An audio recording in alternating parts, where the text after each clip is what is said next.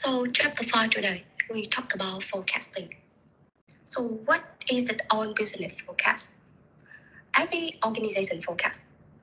Every kind of organization forecast, It's simply just the way of predicting or estimating what the future is going to be. And so managers are always trying to reduce the uncertainty and the risky in the future by making better estimate of what will happen in the future. So this is forecasting, the business forecasting.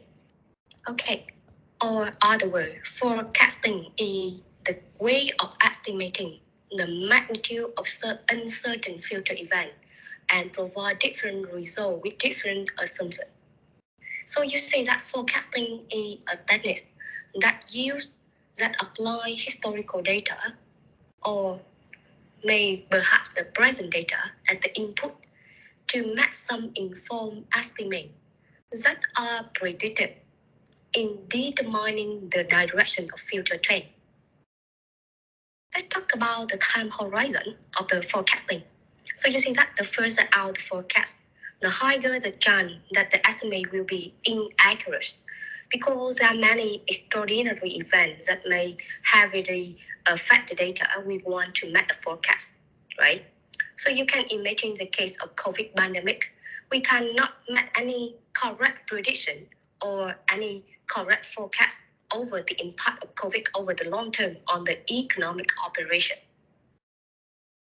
We can classify the time horizon of forecasting into the short term, medium term, and long term. So we can see that the short term includes just a few days forecast, a few week forecast, or a forecast into few months into the future. Or we can classify into a medium term, include 1 to 2 years forecast, and the long term beyond the medium term, which means more than 2 years forecast. And again, the further out the forecast, the higher chance that the estimate will be inaccurate. So for this chapter, we only focus on the short-term forecast and the medium-term forecast, which means we will conduct forecast less than 2 years. Okay, maybe we may make forecast for weeks, for months, okay, and for about the next year and the next of the next year. So for this chapter, we will focus on the short and medium term forecasting. It's typically based on identifying, modeling, and extrapolating the pattern found in historical data and perhaps the present data. So here we about to use statistical methods that are very helpful for short and medium term forecasting.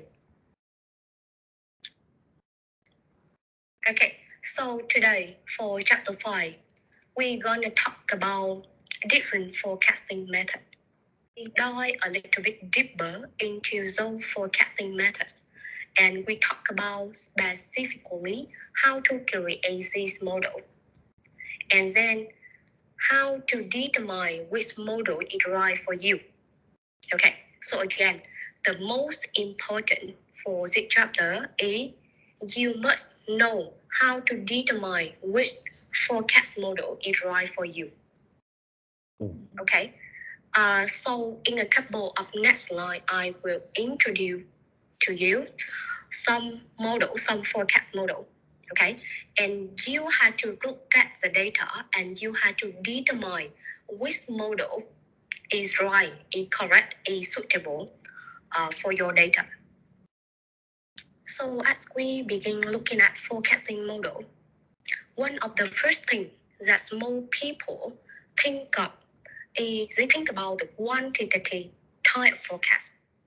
They think about taking historical data or time series or correlation data and kind of creating this forecast out into the future of what we think is going to happen, right? But there are actually quite a few instances where we see a lot of qualitative forecast approach. And this would be opinion from expert, decision maker, or customer about what we should expect to see in a specific situation. So yeah, you look at the slide. So we talk very briefly about different type of quantitative as well as qualitative forecasting techniques.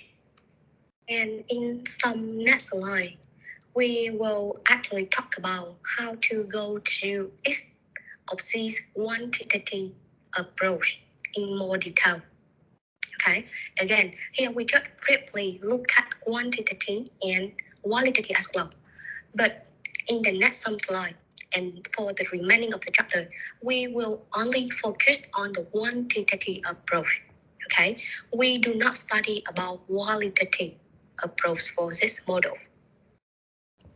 So, in overall, forecasting include quantitative approach and qualitative approach. Let's talk first about qualitative forecasting method first. There are 3 or 4 of those we will cover.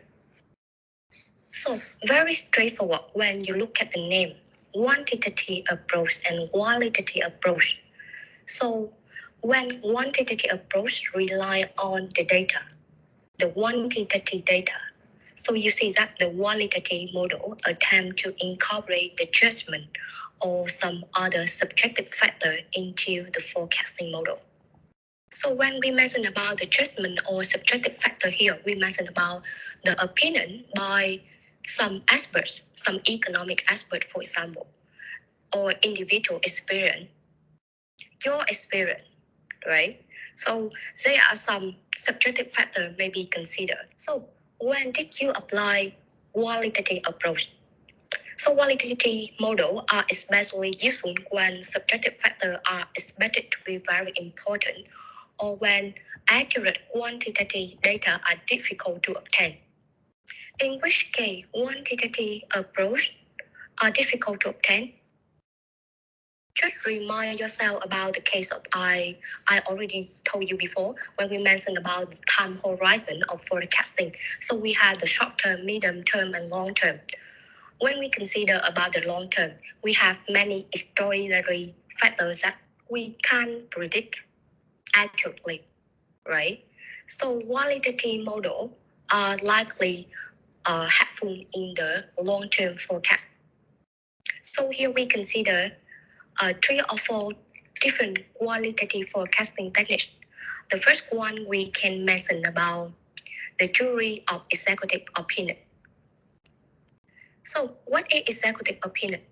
Here are the opinion of a small group of high-level managers, often in combination with some statistical model, and it gives you the result in a group estimate of the future data. So jury of executive opinion is for simply each opinion of high-level manager. You should take into account. The second type of qualitative model we talked about here is Delphi method. The Delphi method is a process used to arrive at a group opinion or decision by surveying a panel of experts. So the expert here, expert respond to several rounds of some kind of questionnaire, and then the response of these experts are aggregated and shared with the group after each round, and so that the expert can adjust their answer each round based on how they interpret the group response provided to them. And then finally, the ultimate result is meant to be a true consensus of what the group think. So this is a Delphi method. And the last one, we have market survey.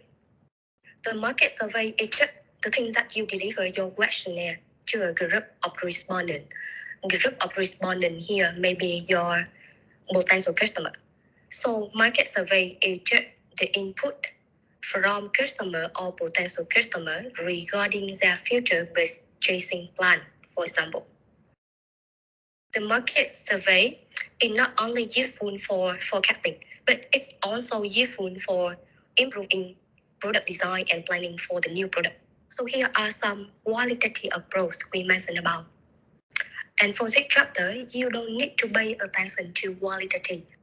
I just mentioned qualitative here for you to have a basic understanding about what type of forecasting techniques, okay?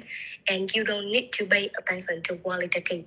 And qualitative approach, we will not be covered for your midterm exam. So don't worry about qualitative. And then we talk next about quantitative. Quantitative forecasting is the main content that we focused on chapter 5 about forecasting, business forecasting. So here, you look at the sentence that I highlight in red. Quantitative forecasting made for more use of historical data and a forecasting model. So in order to conduct the quantitative forecasting techniques, you have to have the historical data and a forecasting model, right? So we have two important components of every quantitative forecasting conduct. The first, historical data. Historical data, you are provided with the data. So the data are provided, okay, in the worksheet. And the second, a forecasting model. So what is forecasting model? So in this slide, I will introduce you a number of forecasting model. And you have to determine which forecasting model is suitable for the historical data that is provided in advance. Okay, so again, we have two important components in every quantitative forecasting conduct. The first is historical data, which is provided in advance in the worksheet. And the second is a forecasting model. You have to study a number of forecasting models today for this chapter, and you have to determine which forecasting model is suitable for the historical data provided.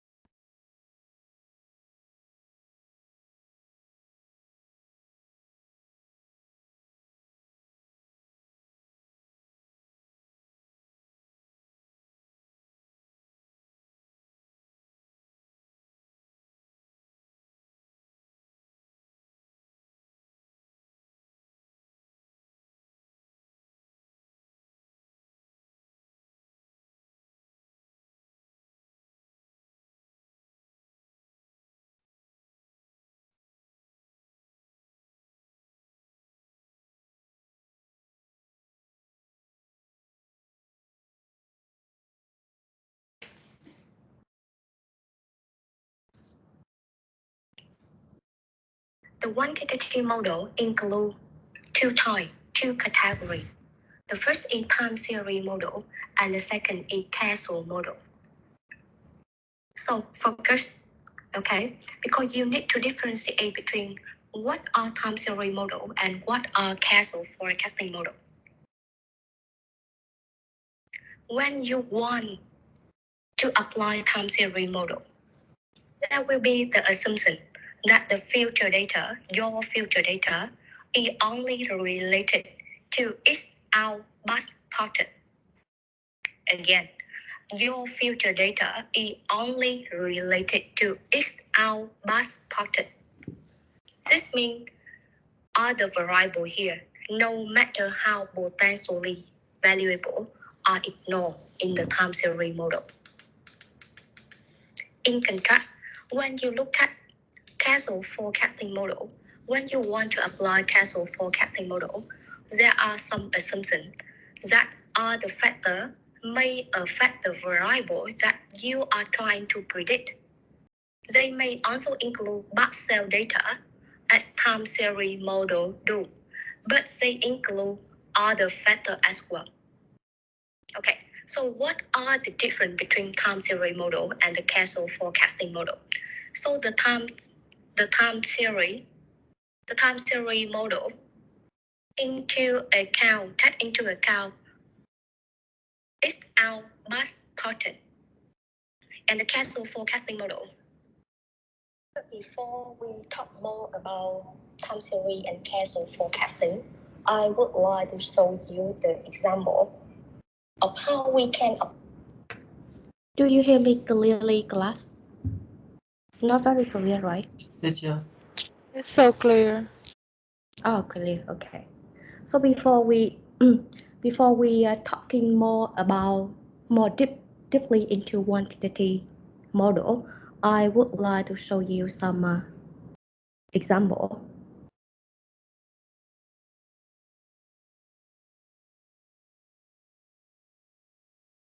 Okay, let's talk about the example in your daily life. Okay.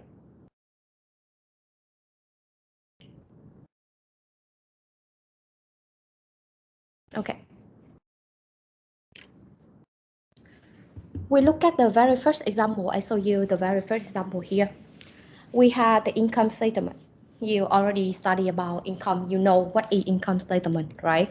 So income statement show you the data on your operation about specifically we talk about the revenue, the sale, right? The cost of goods sold, and then we find out the gross profit from the sale and the cost of goods sold. Rather than we have some other expense included in the income statement. Okay, so this is the income statement, the typical income statement of every organization. Okay, so here you see that in some very first column, you see the historical result from 2014 to 2017. So from 2014 to 2017, these are the historical data, the historical revenue, the historical cost of goods sold, the historical of expense of this company. Okay, so and then in the next sum column, you see the column of forecasting period from 2018 to 2021, right? So that you look at the slide, you look at the image, and you see that the current time here is at 2017. Cái thời gian mà chúng ta đang nhìn nhận ở đây là chúng ta đang ở cái thời điểm 2017 nha các bạn. Okay. 2017 is considered the historical result. So that maybe you are at the end of 2017. Okay. And so that you look further into the future by into 2018 to 2021. So that here is the example of any business that utilize the business forecasting in their operation. So you see that they use the historical data and they apply a forecasting model and they try to predict the future revenue, the future cost of goods sold, the future expense, right? And you get the four future value from the four data of historical revenue, of historical income statement. So you see that every business, every organization need to apply forecasting, because forecasting is of critical importance for their operation. Okay, so this is the very first practical example about how you can utilize forecasting on your daily life. The second example here, we talk about the stock market. Okay, when we talk about the data from S&P 500, the index S&P Standard & Poor's. Okay, so you see that we have the red line and the black line here. Up and down, up and down, up and down. And so you see that the red line represent for S&P 500 actual, which means the red line represent the actual data. And the blue line is the S&P 500 forecast.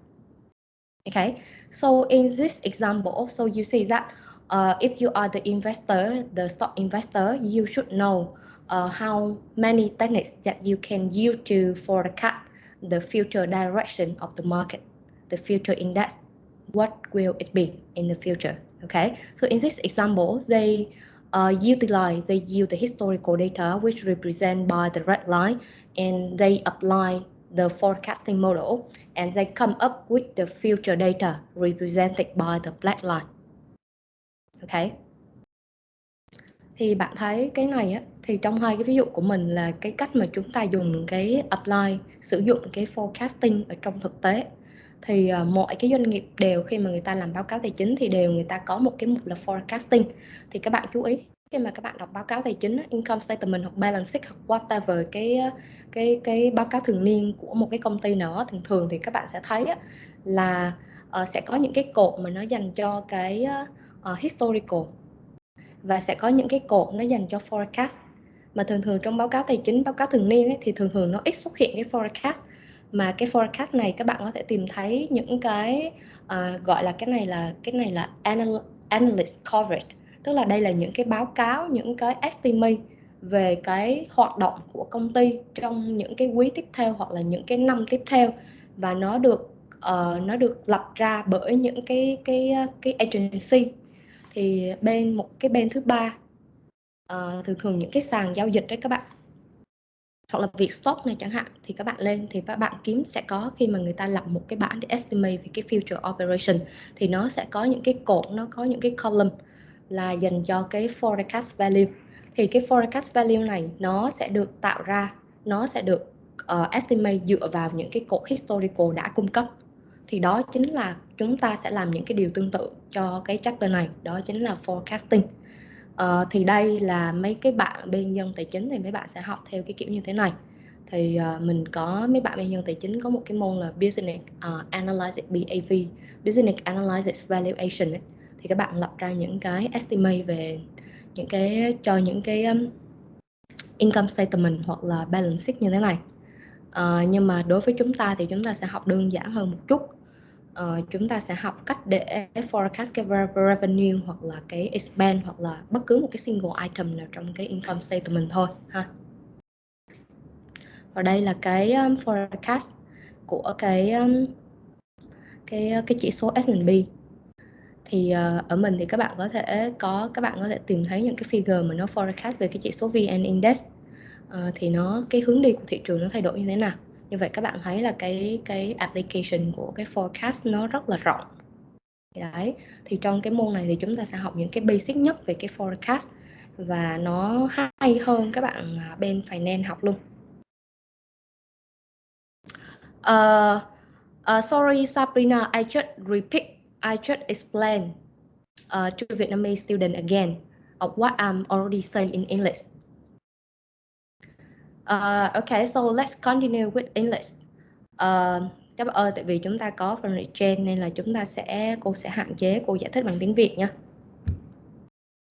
Có chỗ nào các bạn không hiểu thì các bạn nói cô ha, ghi vô trong ô chatbot cần có Vietnamese translate explain, thì khi đó thì cô sẽ explain bằng tiếng Việt, còn không thì chắc là mình hạn chế ha. Okay, so 6E, the example, just example. Okay, so we continue back to the slide. Okay, so here we stop at the time series, the difference between time series and the causal forecasting model, right? So here, okay, so you see that we had two branches under one quantitative approach. The first one is time series and the second one is causal.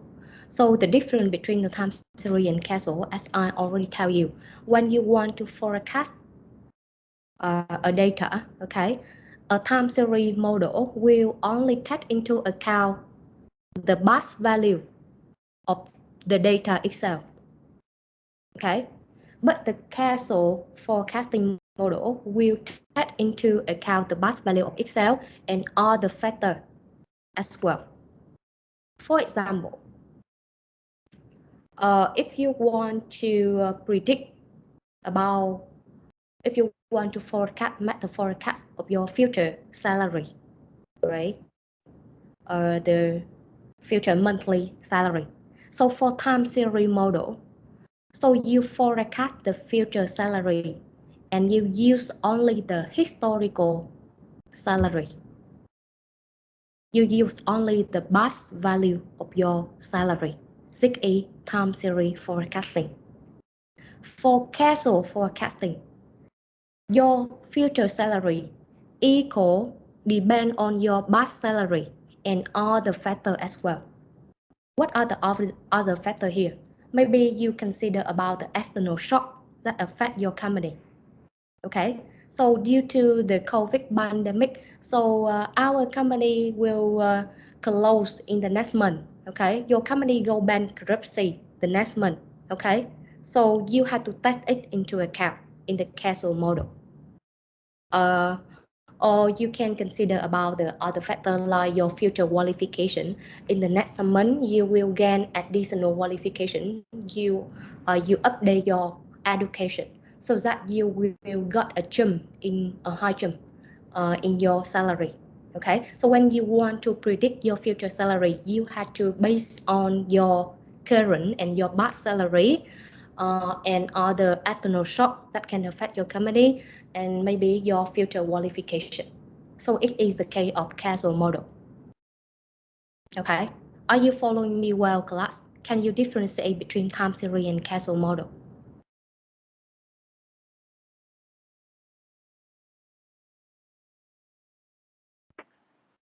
So for time series, we only use the historical data, and for the other, we have more data available. Is it right? Yeah, yeah. Okay, which means time series you only use the historical of its data, right? So which means here, again, future salary will depend only on the base salary. 6A time series. Okay, and for casual, we include all the factors that can affect your future salary. So 6A is the difference between time series and casual. Okay, and for this chapter, you only need to focus on time series forecasting model. So which means we do not have a look at this one, no qualitative, right? No qualitative, because qualitative we talk about the judgment, we talk about insight. Quality different from quantity, and we are studying the cost of quantitative analysis, right?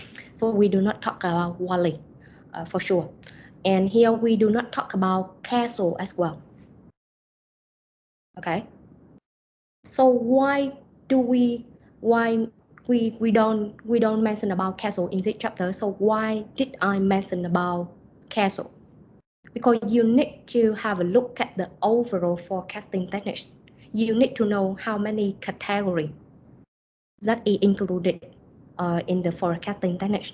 Okay, and you know here in the causal you see that regression and multiple regression which means the function hồi quy. Regression show you the equation in which the dependent depend on many other independent variables. And the reason why we do not have look at the causal forecasting because it's hard, it's difficult, and maybe it's impossible for you to conduct casual forecasting manually.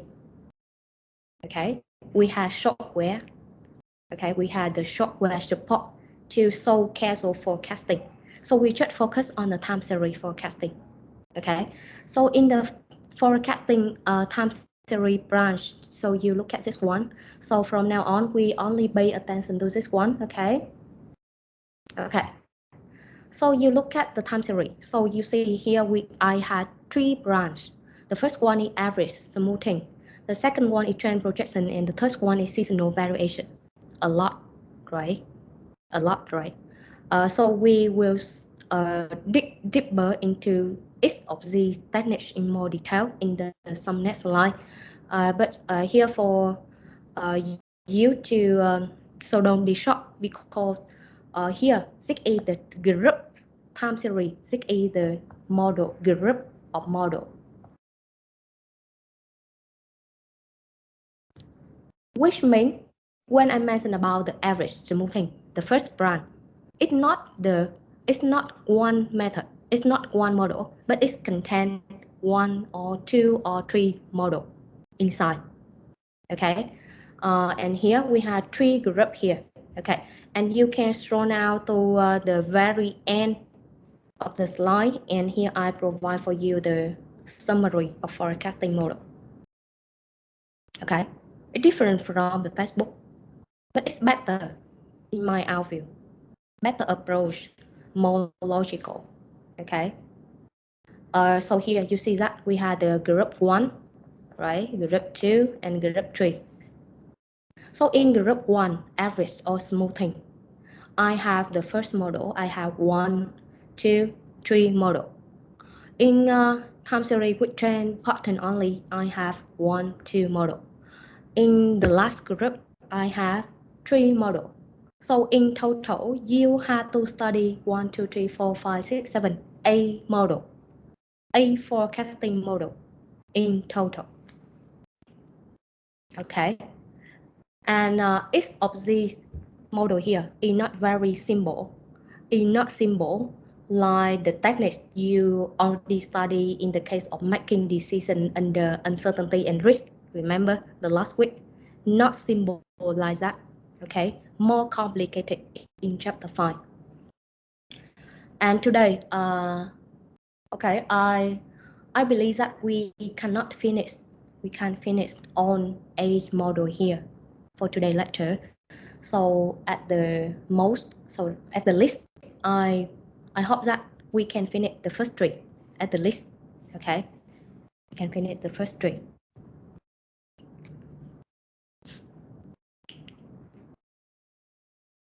So pay attention, because you are easy to get lost in chapter 5. Are you following me well, class, so far? Yes, miss. Okay. Yes. Do you know what we gonna study about forecasting, right? You got the idea, right? Okay, I believe that.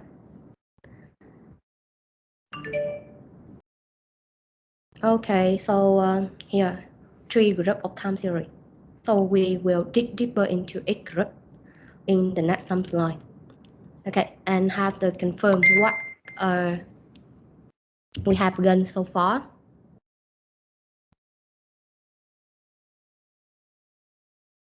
This is the outline of the chapter 5.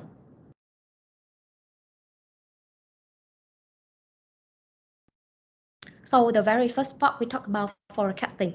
Okay, we talk about the definition of forecasting.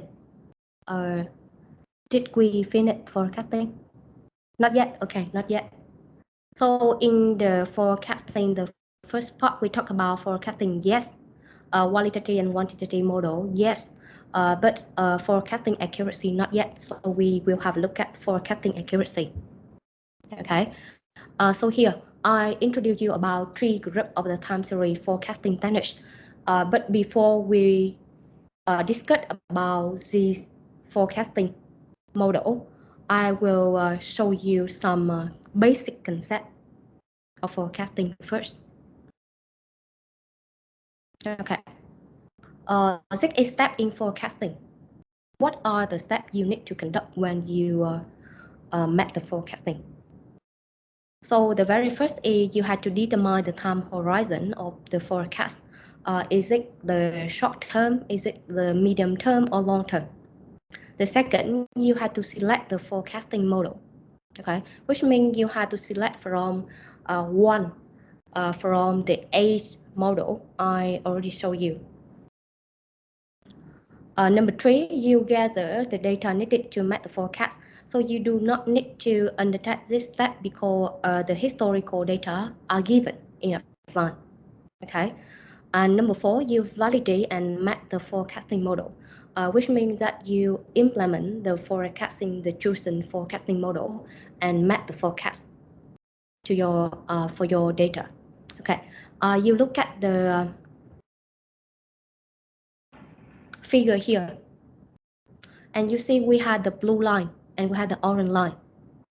We have only one blue line represent for the actual data, but we have many orange line present for the forecasting value. Okay, so why is it? Why we have many forecasting here?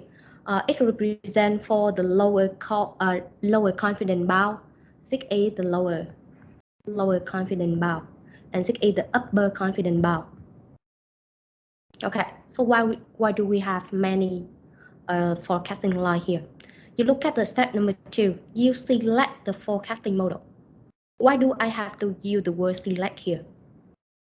Which means you have to select by yourself. You had to analyze, you conduct some analyze, and you had to make the decision which model is the most suitable model for your data from the A model here.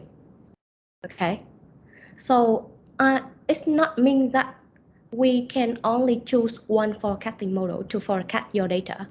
We have many forecasting models that can forecast your data, but there is only one forecasting model can yield the most accurate result. Chúng ta sẽ có 8 cái model. Cái model nào không phải là mỗi cái data nó chỉ có một cái model được xài thôi, nhưng mà chúng ta có thể có 1 hay 3 cái gì đó, nhưng mà chỉ có một cái nó sẽ tạo ra cái the most accurate result.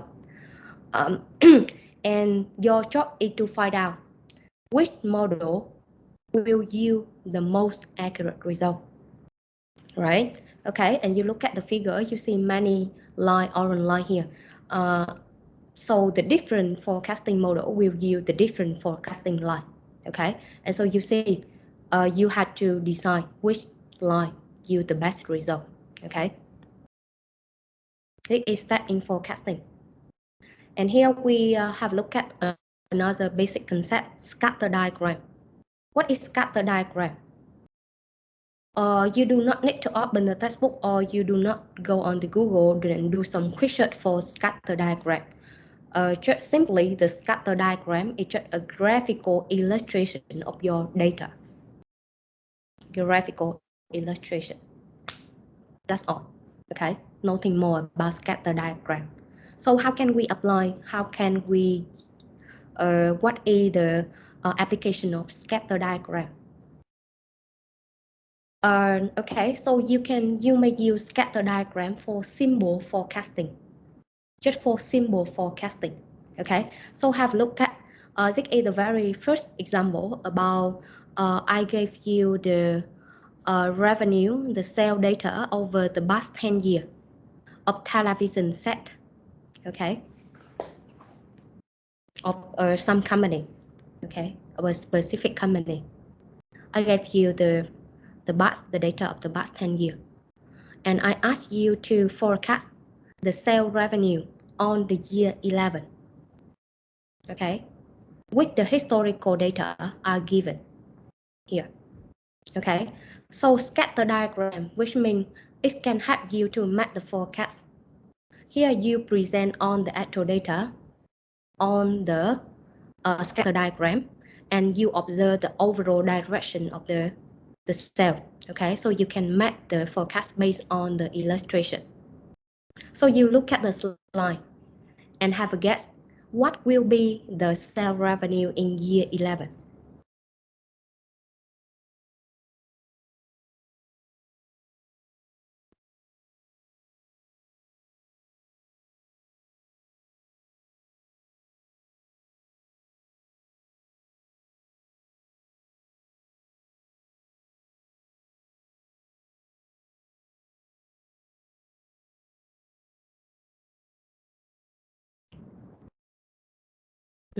Class?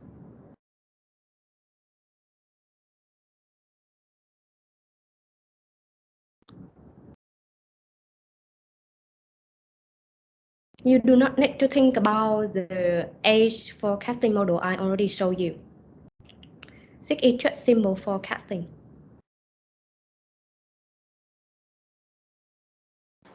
It might be 250.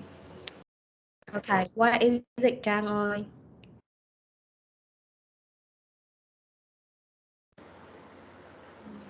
Because from the year 1 to year 10, it's just 250, so I think about that. And when I look at the graph, it is the line graph. So Okay. it might be go straight. Correct. So you see here, okay, from year 1 to year 10, you see that the television set, the sale revenue achieved here is 250. Okay, 250 units sold out, I think. Okay, so you see that when you present in the scatter diagram, you see that it is the horizontal line, the linear line with slope equals 0. Okay, so you see that the good estimate of future sale in year 11 is 250. Too simple, right? Okay, so no discuss more about this example. Okay, but from this example, I introduce this example for you to mention about the concept of naive forecasting model. Okay, so where the naive forecasting model lie on the branch here? Naive, where is naive?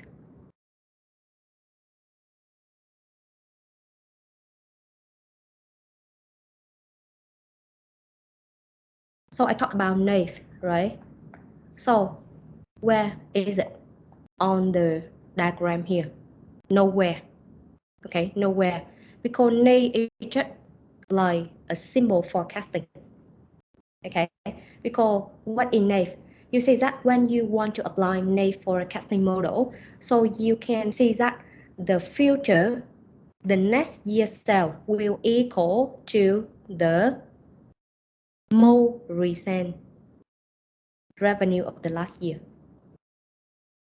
Okay, the most recent previous year, which means the sale in year 11 will equal to the sale revenue in year 10. Okay, this is a naive forecasting model.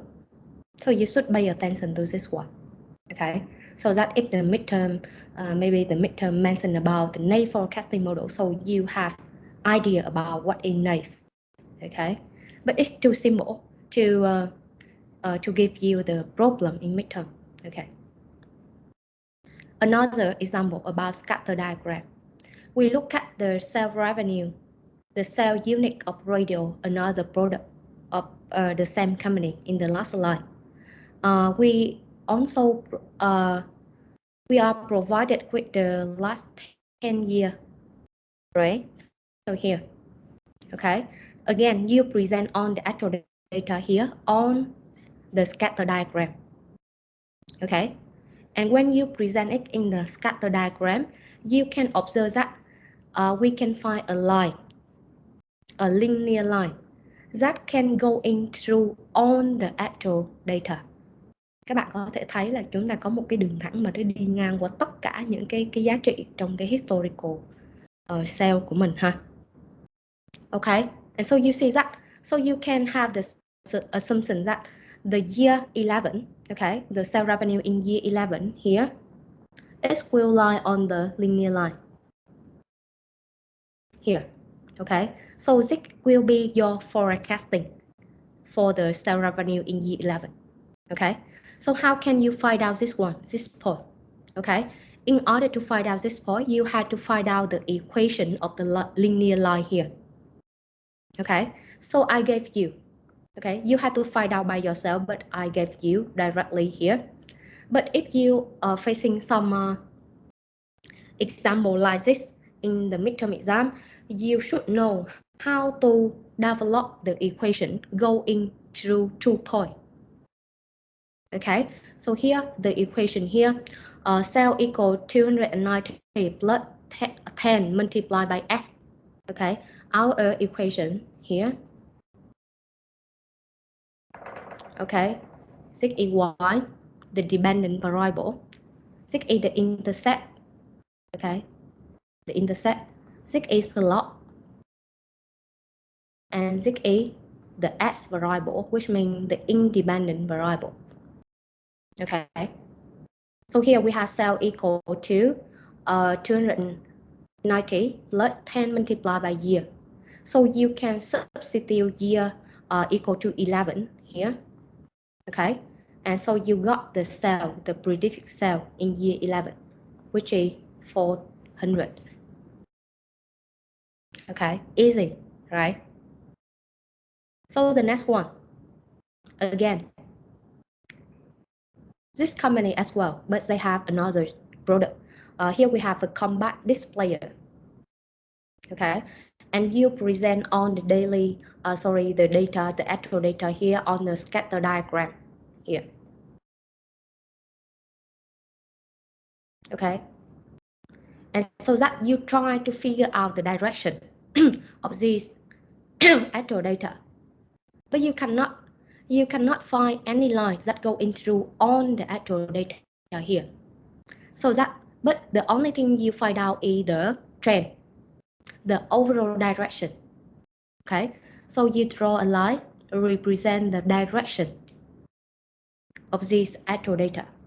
Okay, this trend is not a perfectly accurate prediction about for the historical actual data, but it gives the estimate on the direction of the future data. So you see that the cell appear to be increasing over time, right? So you see that when you get the cell predict for year 11, so it will be somewhat around this trend line. Okay, it's somewhat here. Okay, so you can probably pick a larger figure in year 11. Okay, so this is scatter diagram. Nothing special to discuss more. Okay, but here from the scatter diagram from this example, you see the problem. Here you see that this is the actual data. Okay, this is the future data, the predict data. This is actual. This is predicted line. Okay, so you see the arrow, the difference between the actual and the predict. The difference here show you the correctness level of your forecasting model, which means if the difference here is huge, is large, so you can see that your forecasting model are not doing well, right? Don't do well in the forecasting, right? So you see there is the difference between the actual and predicted, and the difference here we call error. Okay, some concepts that you find familiar when you study statistics is standard deviation.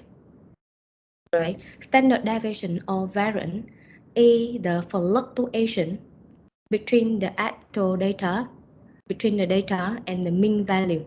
So in this case, when we mention about forecasting, we do not use the standard deviation, but we rather we use error. Okay, so the error in forecasting leads you to another concept I would like to show you, forecast accuracy. Okay, so why do you have to calculate forecast accuracy? Because you want to measure to which extent your forecasting model is accurate, right? Or in some exercise, you are provided with some 1, 2, or 3 forecasting model, and I ask you which is the forecasting model which yield the most accurate result. So you had to compare the accuracy level between different forecasting model. And here we have some formula to measure the forecast accuracy. The first is MAD. MAD stands for mean absolute deviation.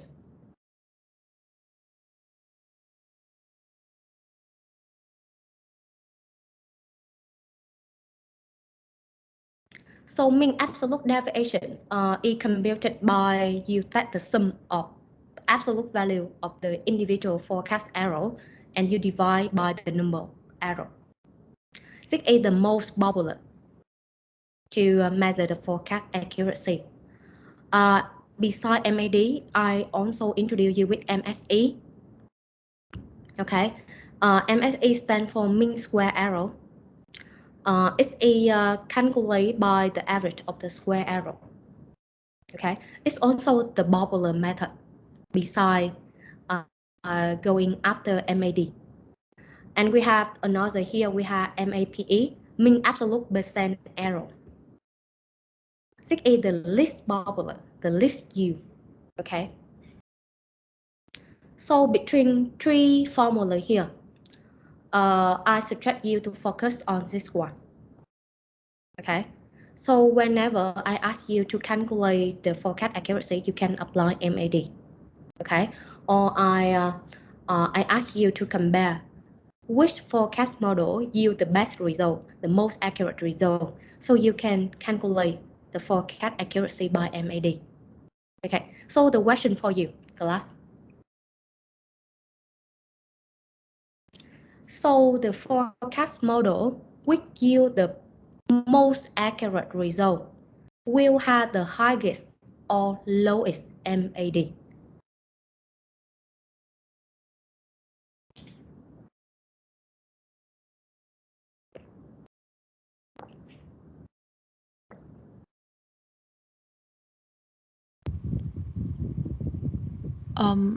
In my opinion, is the lowest MAD will bring out about the most exact prediction. Why is it?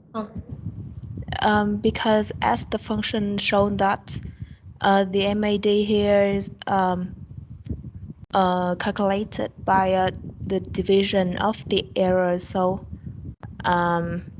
if the error itself is small, then the result is small, and the prediction will be more exact. Good job. Okay. So again, you see that the forecasting model which yield the best result or the most accurate result will have the lowest MAD. Okay. Pay attention here. You see that MAD is represent for the forecast error. Error, or other word we think about is at inaccurate, right? So it's matter the level of inaccuracy of a forecasting model. So if the inaccurate level is larger, so this forecasting model is not very will produce the result not very accurate, right? So pay attention. Here you have a look at this one. Okay, 6E, the MAD calculation. So suppose that you are not provided with this one. You try to compute by yourself.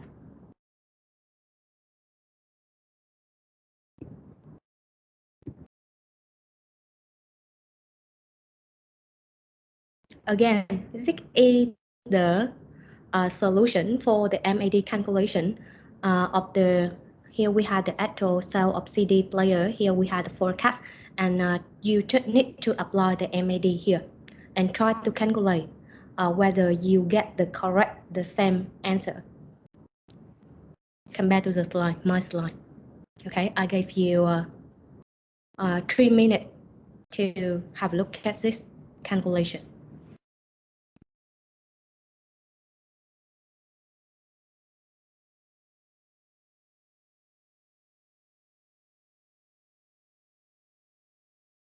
If you got this calculation, drop me a heart or a clap or a thumb up, whatever, so that I know you got the problem.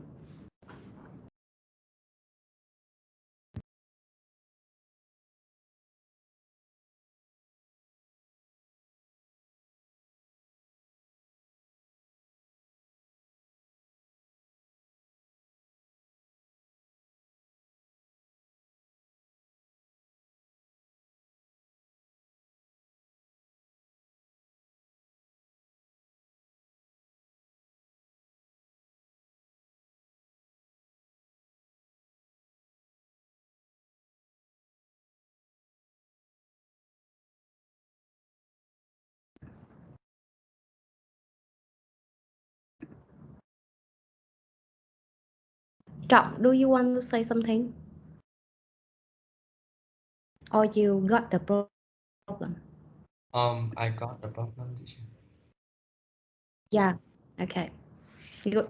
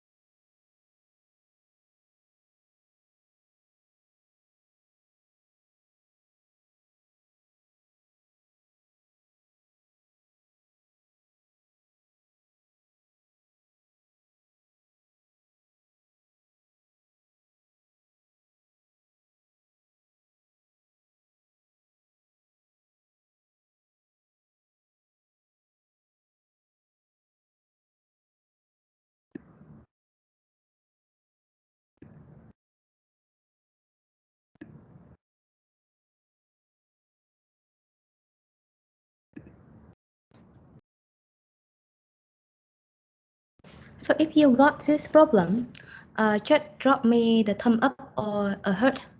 And if you have some problem with the calculation, just drop me the surprise icon.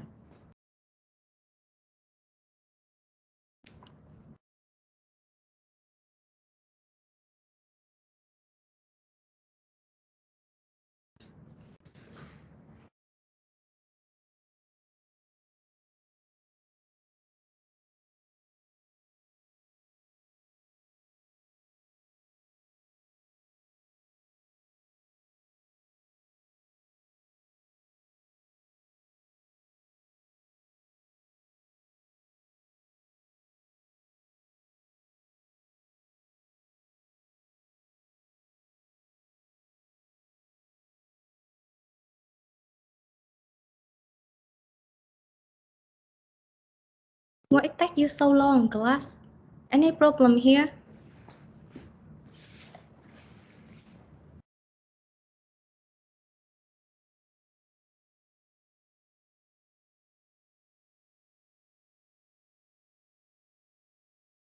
Teacher, Ah, I'm here. I I wonder why on the AMD on the slide we split it by 9. We Mm. divided 9. So Okay, why did you just divide by 10 but 9, right? yeah, Okay. Any answer for this question from your friend?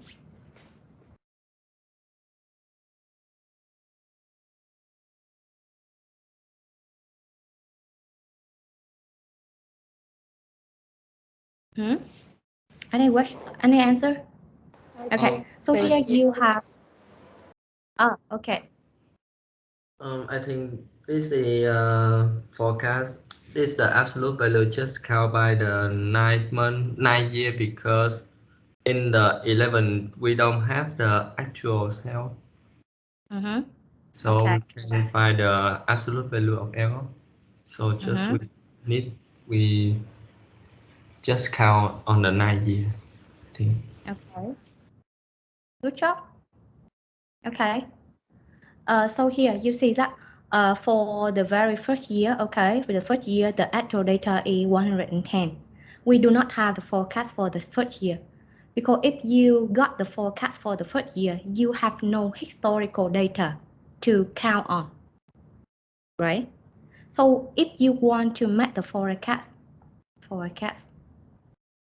for year one, okay, so you had to base on year -1, year 0, so on to make the forecast, right?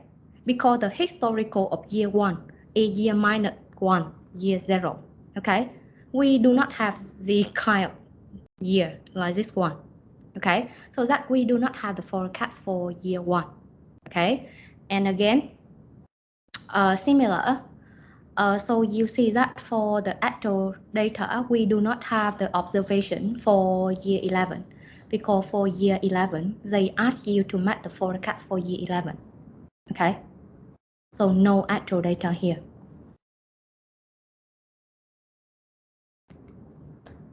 Okay, so here we accept this one, okay? And from year 2 to year 10, we have 9 calculation. Okay, and here we have that the absolute of the forecast value, which means we have to set the absolute giá trị tuyệt đối, the absolute value of the difference between the actual value and the forecast value of 9 years. So that we had to divide it by 9. Because here we calculate the average error. Mean, here. Mean absolute deviation, mean average. Okay, so that you take the summary of 9 value, so that you had to divide it by 9 to take the average, to get the average.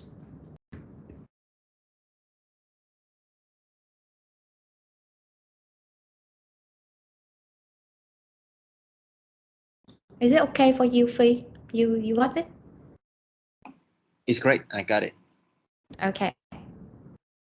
So no problem on this, right, class? Easy, right? So, okay. So later, if you are provided with like the different forecast here. So for example, the forecast cell is I apply model 1. Okay. So I got the forecast cell here. So I applied the different model, the forecast model, like the forecast model 2, I got here. Okay, etc. Okay, and so the question is that I ask you, which model 1 or model 2, yield the more accurate result? The solution for this kind of question is that you had to calculate the forecast error, the MAD for each model, okay? And you make the comparison between MAD of model 1 and the MAD of model 2, okay? So the more accurate forecasting model will be the model that has the lower MAD, okay? So pay attention to this kind of question when you see it in the midterm. Okay. So here the slide, the textbook shows you the calculation of MSE and MAPE. You do not have a look at this one. No need to do that. Okay, have a check, confirm about the outline. Okay, so we already finished the first part of forecasting. I already showed you the introduction, the overview of forecasting, what is forecasting, what are the category of forecasting, right? Quantitative and qualitative. And we also mentioned about the scatter diagram and as well as the forecast accuracy. Okay, so we continue with the part number 2 about time series analysis. So in this part number 2, I will introduce with you about what is time series.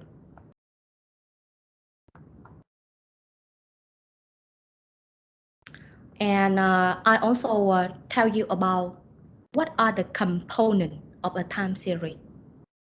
Okay, so time series here is different from time series I mentioned here. Okay, the time series I talk about here is the time series forecasting model. Okay, this is the name of forecasting. But here, part number 2, time series analysis. I will introduce you. I talk about what is time series data. Okay. So time series forecasting model are applied for time series data. So before we walk into the forecasting model of time series, we should know what is time series data. Okay. And the second, what are the components of a time series data? And so when we finish part number 2, we continue with part number 3 about time series forecasting model. So this will be the most important part, and this is the longest part because we talk about age model, age forecasting model that you already seen, right? Okay, so let's go with part number 2. I think that we will have no break because the chapter is so long. If you want to know more about the forecasting, so I had to talk much. Okay. Okay, part number 2 about time series analysis. Okay, so what is time series?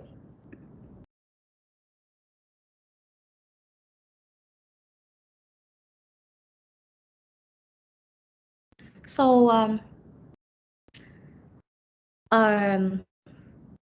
we have 3 categories. We had three types of any data. Here, okay, one quantitative forecasting. Okay.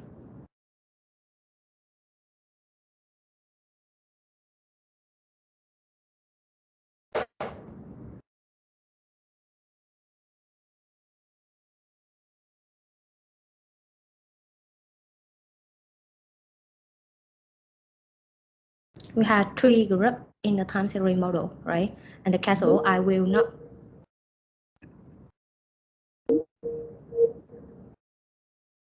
Okay, for the castle model, I will not write anything here because we do not have look at this one. Okay, about second, we talk about time series data. So what is time series?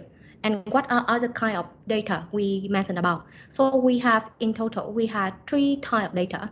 The first type of data is time series data. The second one is cross-sectional data.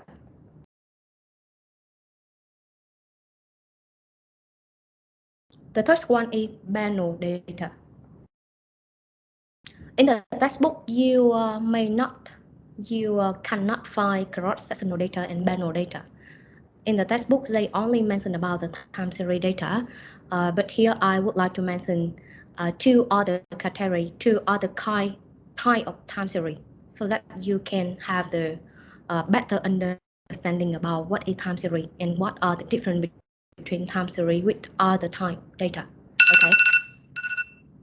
So time series data, what is it? The time series data is the data collected for a single object. Okay, over a period of time.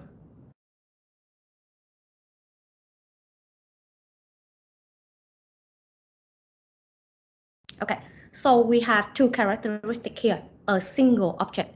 How many objects? This is the first. The second characteristic. Here we mentioned about how many point of time. So that for the time series data, you see that the data of a single object is collected over a period of time. Okay, for cross-sectional data, it is different from time series data, in which cross-sectional data, we collect the data for many objects. Okay, but we collect at a single point in time.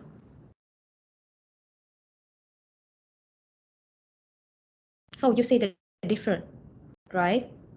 For the time series, we have only one object, which means you only have one object to look at to collect data about this. Okay, which means you collect the data about the day of birth. I want to collect the day of birth. here the example, the day of birth. Sorry, the day of birth is not over a period of time. Okay, let's have a look at, I will collect about the salary. Okay, salary. Okay.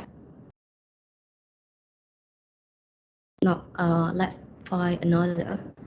I will collect about your GPA.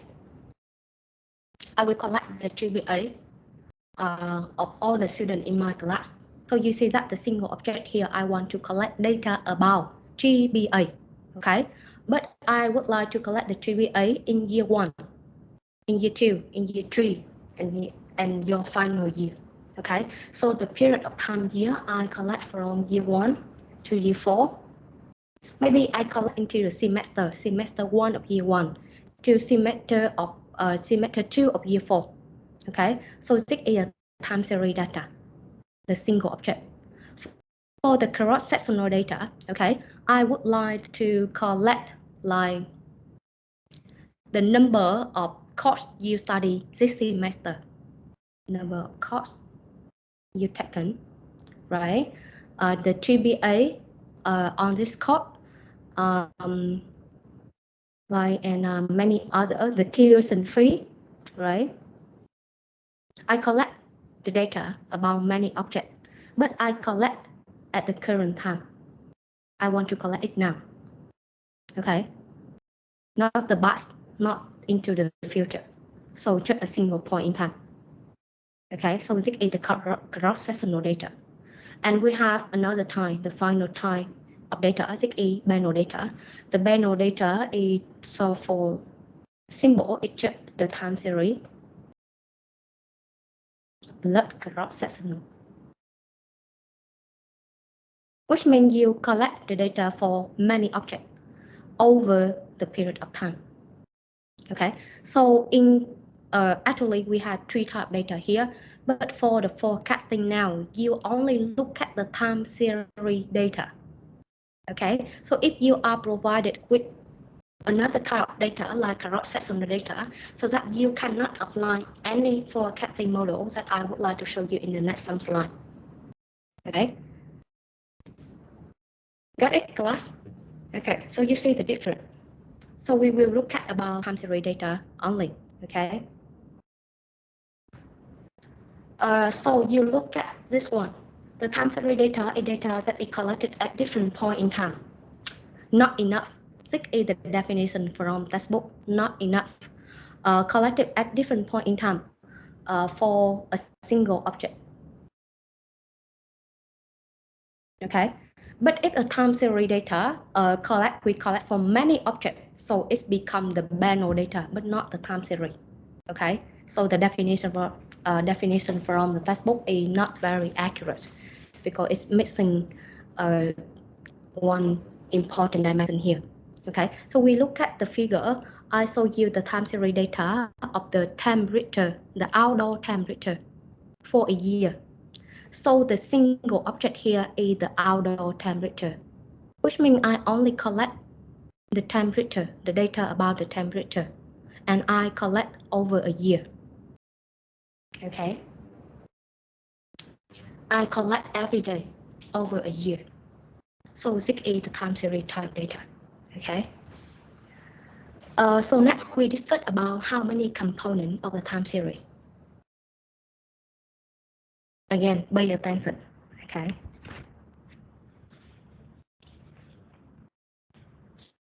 You have to understand, you have to get the understanding about the component of a time series. Because when you can know what are the components of the time series, so that you can, based on the component of a time series, you will find out which forecasting model is the most suitable for this type of time series.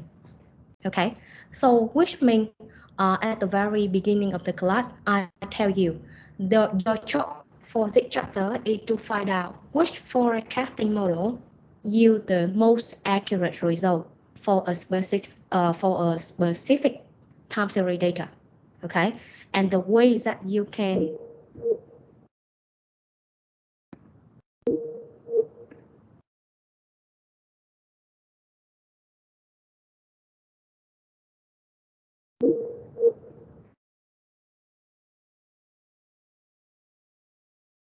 Okay, and the way that you can find which forecasting model yield the most accurate result, you can look at the component of your time series.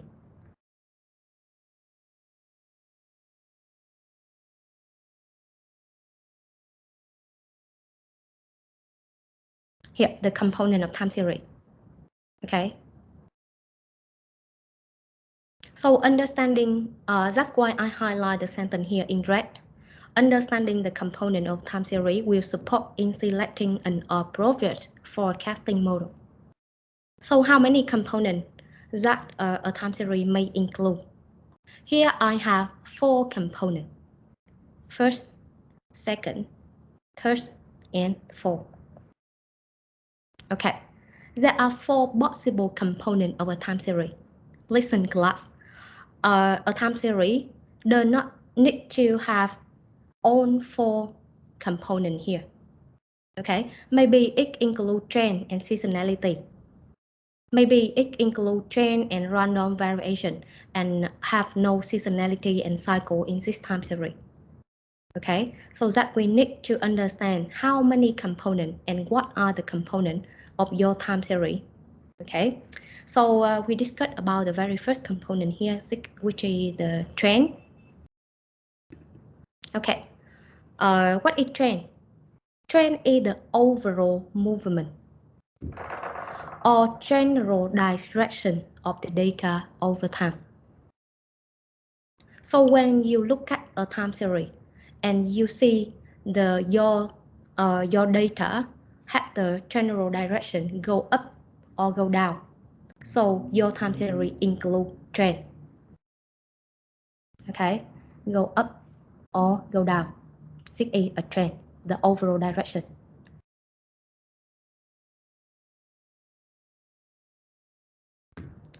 We will provide more in the manuscript here. Here.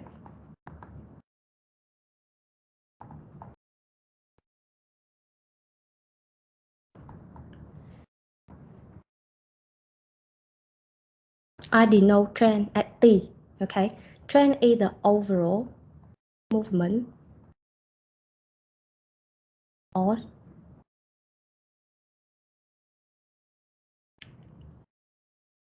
direction.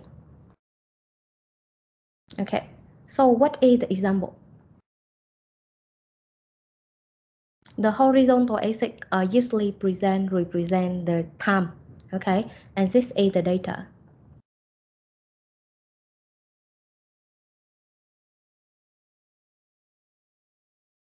Okay, so this is the kind of time series with trend. This is upward trend. Okay.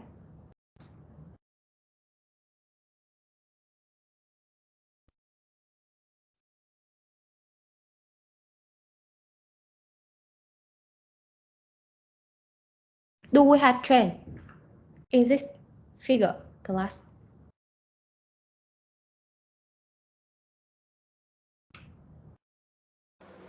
I think yes. Yes, really? Because like the first figure compared with the latest figure, the latest figure is upper, like it's higher. Okay. Okay. So, but you see that, are there any difference between the first one and the second one? Jan said to me that we also have the trend line in this. Okay, I will not say it's correct or not correct. Here we have the trend here. Okay, here we have the trend here. But you can conclude that we up and down, up and down, up and down, so that we do not have trend. So what are the correct answer for this kind of question? It depends on your time horizon. Okay, so we will talk about this later. Don't worry. But if you see the overall movement up or down, so that you can conclude that the component of your time series may include trend. Okay, this is the first.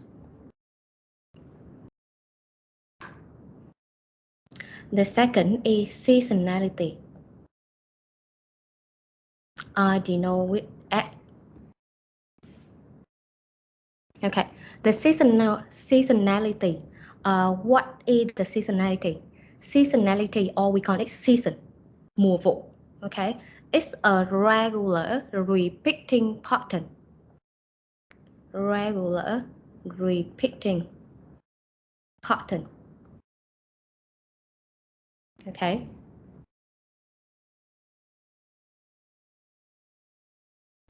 Regular repeating pattern of high and low related to calendar time, such as a season, a quarter, a month, or a day. Okay, so example.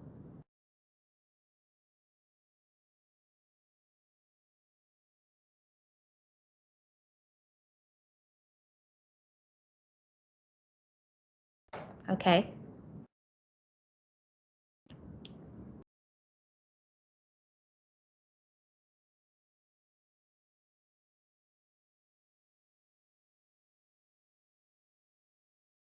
The interval here is water. And so you see that we have repeating pattern. And the repeating pattern here, the season here, the season length here. We have the season length here. What is the season length, class? Cái độ dài của cái season của các bạn. So you see that this is the 4 quarter of a year. And we have 4 repeating pattern here. So what is the length of one season? It's 3 months. 3 months. Bingo. Okay, or 1 quarter. Okay, so that you see that this is the case of seasonality, right? Do we have a trend for this kind of time series?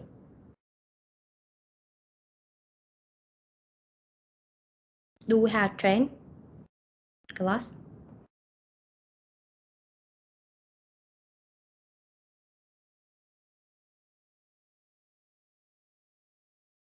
Up and down, up and down, up and down. No trend. Okay.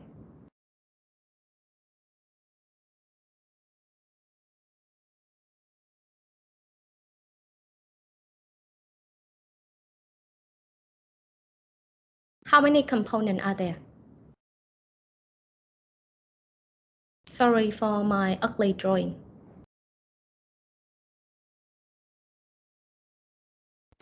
It's 2, seasonality and trend. Very good job. So here we have seasonality and trend. Okay. So here, sorry to put it here. Like, okay, it's month. Okay. So here, the next component of a time series, we have a cycle. Okay, a cycle. I denote with C. A cycle is a regular repeating pattern. The same as seasonality, but for seasonality, less than 1 year. If the length of your season is less than 1 year, so you can call this a seasonality. But here, if you see the repeating pattern more than 1 year,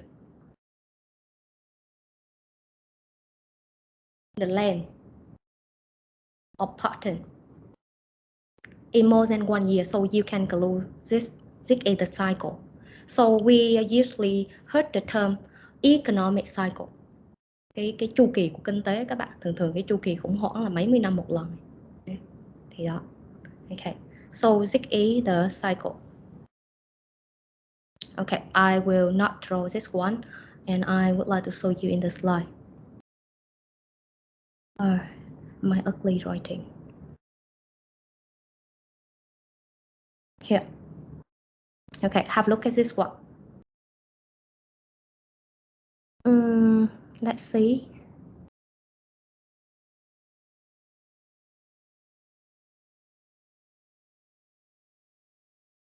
Okay, so let's talk about the final component first, and then we will come back with the example. the cycle is the long-term pattern. Okay, so you can think about it's regular repeating pattern, but the long term. But seasonality is short term. Okay, short term less than 1 year and long term more than 1 year. Okay, and the last component is the random variation. The random variation is just the random fluctuation, the abnormal fluctuation, okay, due to the uncontrolled factor. Okay, so that I would like to say that every time series had the random variation. Okay, so among 4 components here, we have 1 component that is included in every time series, which is random variation. Because random variation is you see that every data we just go up down up down. It contains a lot of noise, and the noise here we mention is as the name of random variation. This is the fluctuation due to the abnormal event. Okay. Thì cái time series ấy, thì cái nào nó cũng có random variation hết nha các bạn. Thì trong 4 cái component này á, thì ba cái đầu tiên ấy, thì mình có thể xem xét là nó có trong time series hay không. Thì mình xem xét thử. Còn cái thứ tư, cái random variation là chắc chắn nó có ở trong bất kỳ cái time series nào. Tại vì nó là một cái noise. Data thì nó có rất là nhiều noise, tức là nó sẽ fluctuate không theo một cái quy luật nào hết. Okay, so have a look at the exercise here. So determine how many and what are the components of the time series in each of the figure here. Okay, you have a look for on 6 figure here for 3 minutes, and we will discuss about this.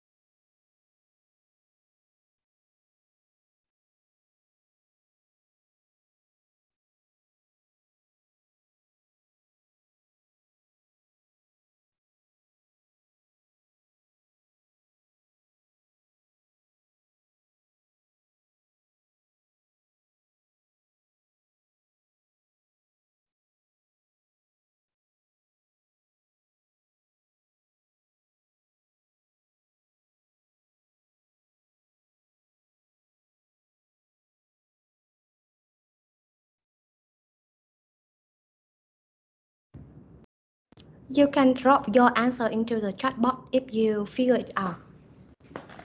We have 6 figures here.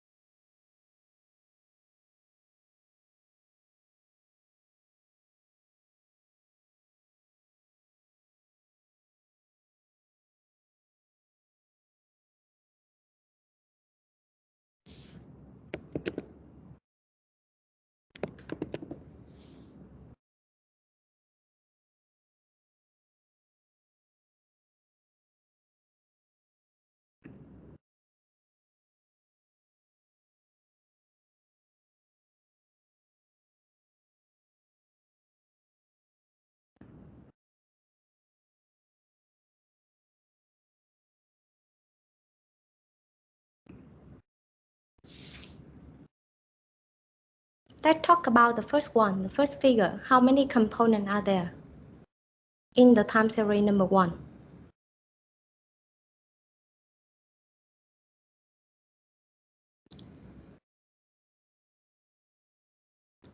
Before you want to determine how many components are there and what are the components, you should pay attention to the time period.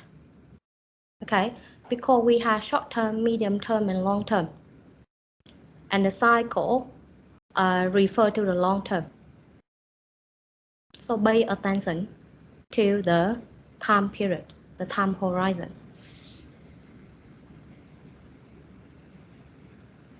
Anybody? The time series number 1? Can I try? Yeah, sure.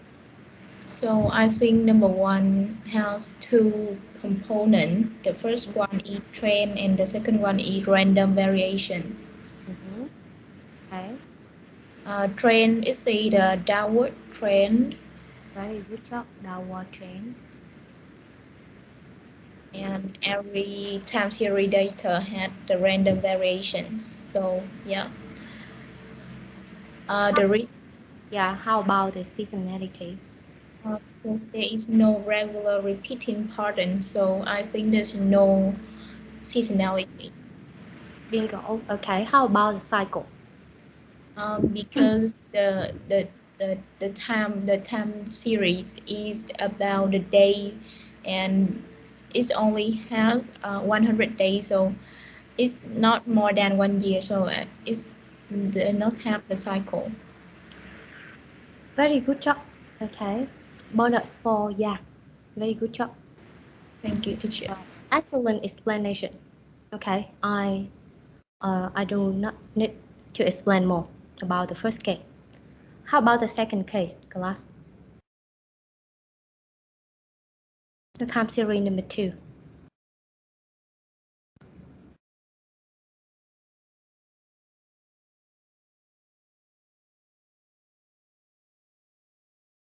Can I try?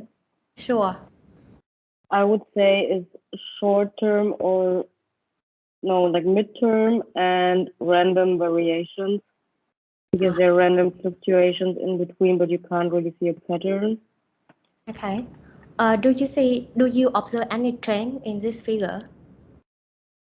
Like the trend is mostly that it's stable, it stays stable, but due to some random issues, it goes up or down. Okay. Any conclusion about cycle, Sabrina? Do you see any cycle here?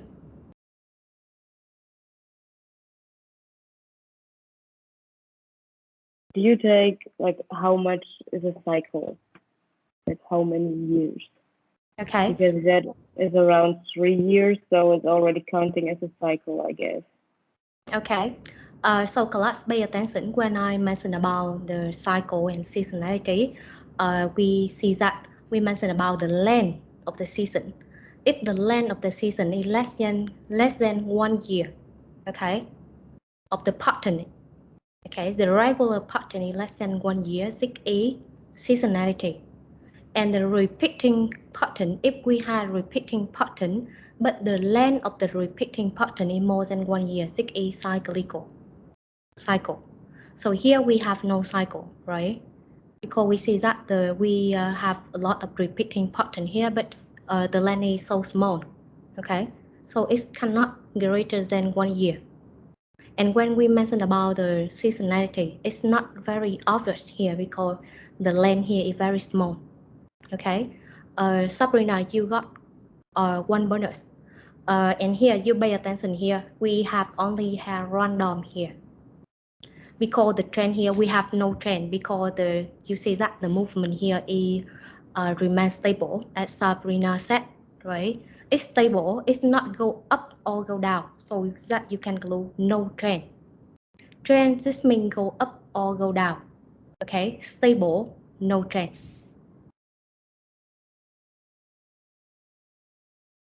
Okay, no trend, sorry. So we have only random, the only. Okay, good job. How about the third figure?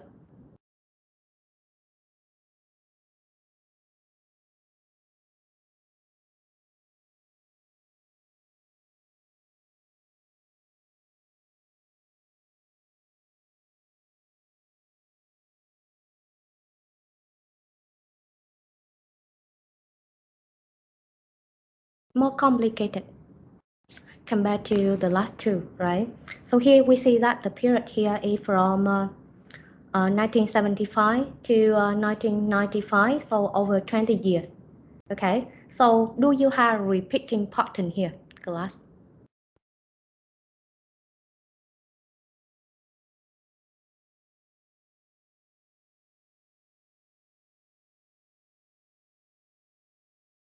Do you have repeating pattern here?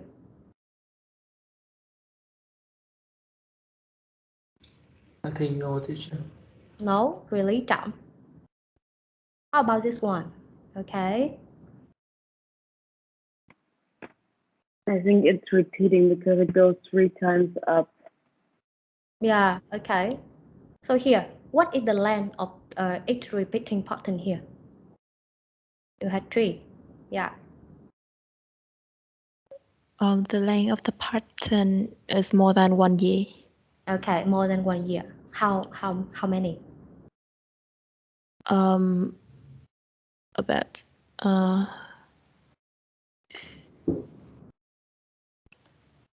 7 years, I think. Okay, so we can give some estimates that we see that the one season lasts from one repeating pattern lasts from 1979, 75 to 1983, right? Maybe we have the length of the repeating pattern here, 7 to 8 years. So it's more than 1 year, so that we can conclude that we have the cycle, right? 1 cycle, 2 random, of course, right? How about the trend? Do we have trend?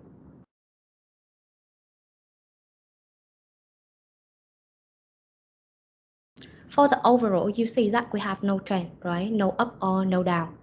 Because it's just up, down, up, down, up, down. Okay. So the overall, we have no trend. So pay attention again. You look at the definition. We have the overall. Okay. So in order to conclude that the time series had the trend or not, so you had to observe the overall direction. So for this figure, we have no other direction, overall direction for this one, because it's just up and down, up and down, up and down, no trend. Okay. How about seasonality?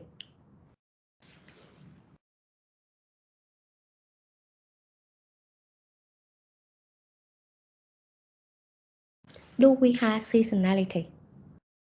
Yep. Yes. Okay. Can you explain? Who say yes? Yeah, it's me. It's me. Phi.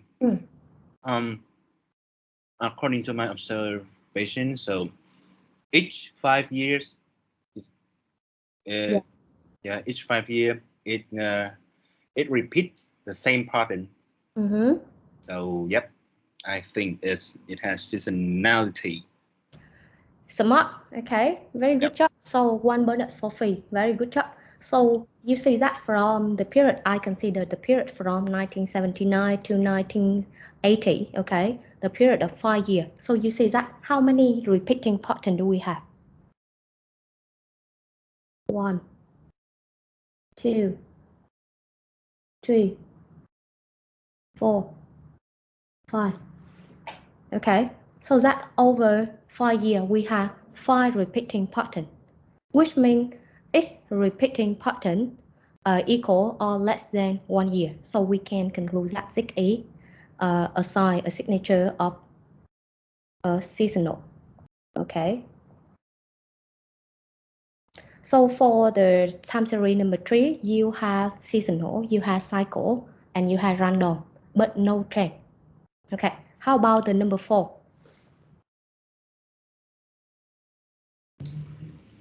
I think that the number 4 is that one. Mm-hmm. Component is a seasonality. Seasonality, yes, okay. Which is the length of your seasonality? The length of the repeating pattern here. I think just one day and then repeat. Good job. Okay, so we have seasonality. Yeah. Do we have cycle? No. Yes or no, Chao? I No. think no, because technically Okay, because when we talk about cycle, it means more than 1 year, right? But the time horizon here, we talk about days, too short. How about trend? Trend, yes or no? I think no, teacher. No, okay, good job. One bonus for Chao. How about the next one, class? Can I get a try? Okay, sure. So I think in the fifth pictures, we have trend, Trend. upward trend. Okay. So when you talk about trend, you should stay clearly upward or downward. Okay. So Yes. this is the upward trend. Okay. We have seasonality. Okay. What Uh, is of the seasonal? because for the periods of 1916 to 1970s, I have already counted. We have 10, actually, exactly 10 pardon. So, which means that if pardons last for a year. Okay. Very good job.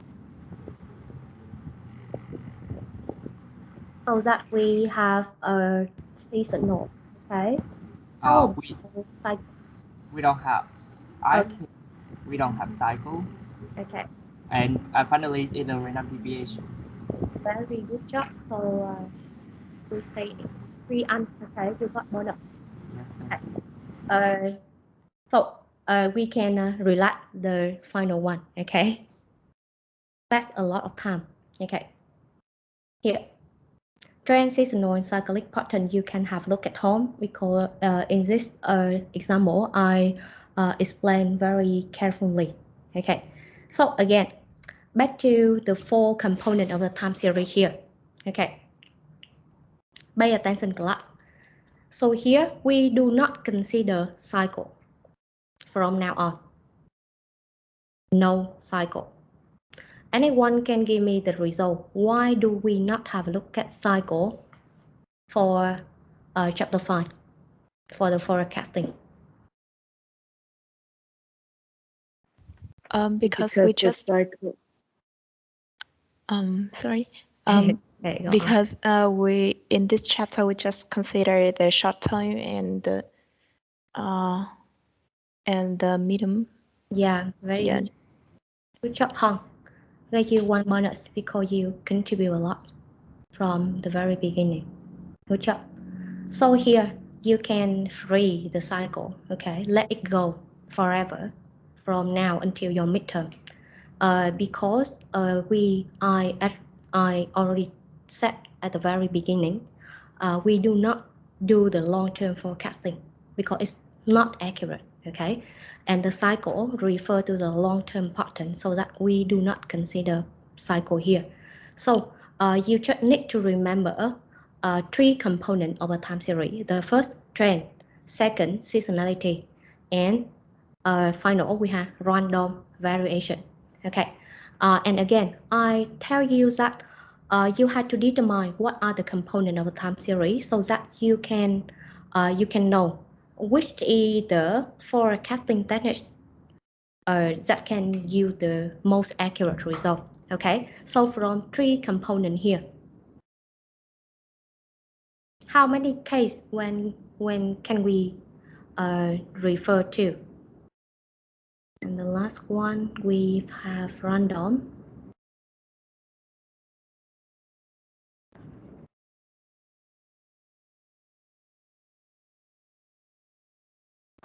Okay. So here we come to part 4, forecasting model for time series. So it's only for time series.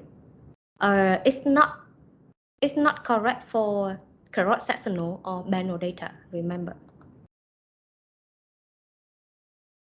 So here we have three components, right?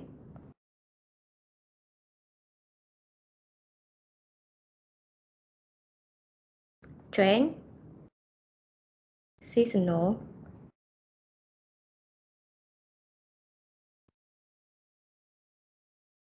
Okay. For short and long term, and medium term forecasting. So I would like to make the combination. I will conclude some case so that I can know what kind of forecasting model suitable for which kind of component. Okay. So for the first case, I had the time series with no trend, no seasonal. Okay, 6 is the first case, right? We had a time series which only have random variation. 6 is the very first case. What is the second case? Have a guess, class.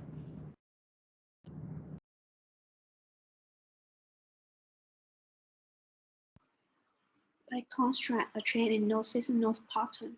Okay, we have trend only, right? Is it right?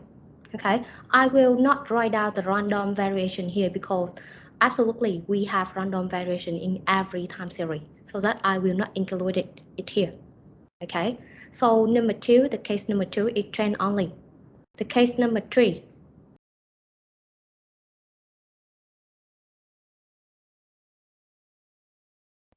Seasonal only. Yeah, seasonal only. Number 4. Seasonal with the trend. Very good job.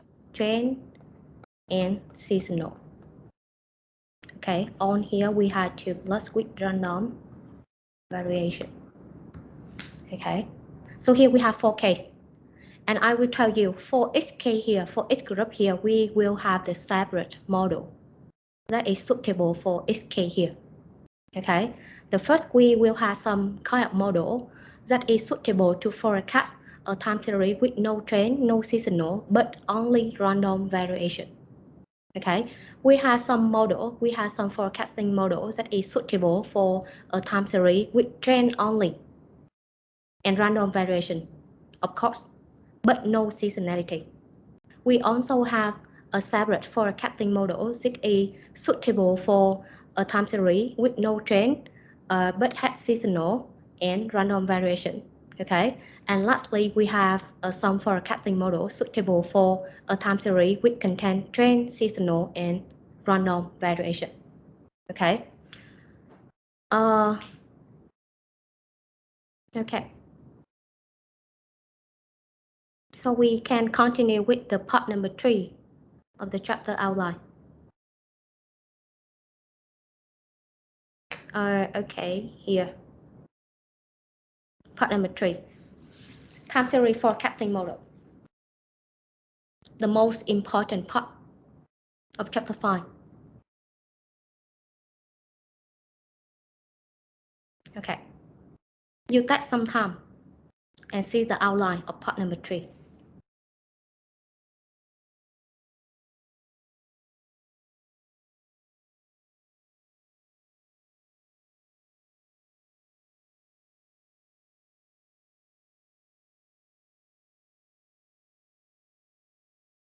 How many cases are mentioned here from the 4 cases that we already list out? How many cases are mentioned here?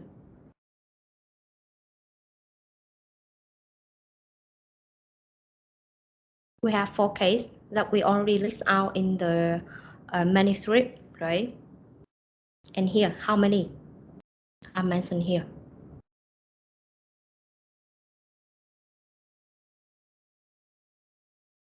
Do we have the case number 2? Case number 2, trend only. Yes. Yes. Okay. Here. I have here case number 2. Okay. Case number 3, seasonal only. Yes. Yes. Here we have seasonal arithmetic model without trend. Okay, without trend. 6A case number 3. Case number 4, we had seasonal and we had trend and we had random variation. Yes or no?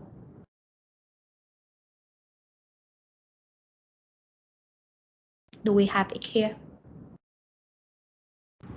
Yes, seasonal with trend.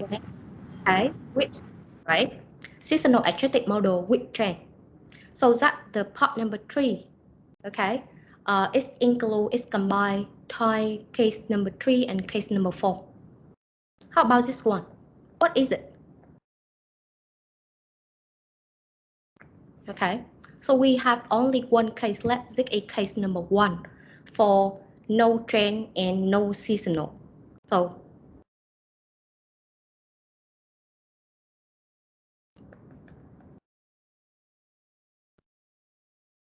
okay, I will not call the forecasting model as the name no trend, no seasonal, but I call it averaging or smoothing model. I will tell you the reason later. Okay, here. So here we have common time series model. The first, averaging or smoothing model. The first. Second, trend adjusted model. And the third is seasonal variation. Seasonal variation we mentioned about week and without trend as well. Okay. So this common time series model here, I list out on 3 groups here, and you see that it represents all the case that we list out, right? Take some time to absorb this one.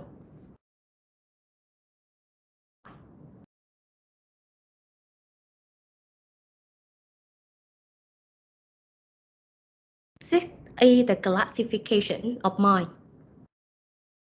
This is totally different from the textbook, not very totally, but somewhat you will see the difference between my classification and the classification from the textbook. Okay, so don't worry. You just need to follow the slide and you can read the textbook again. It's just another, just a different approach, but not a conflict. Okay. So we will study 3 groups here. So today I will try to finish the first one, okay? And the next week we will try to finish the group number 2 and the group number 3. So let's talk about averaging and smoothing model.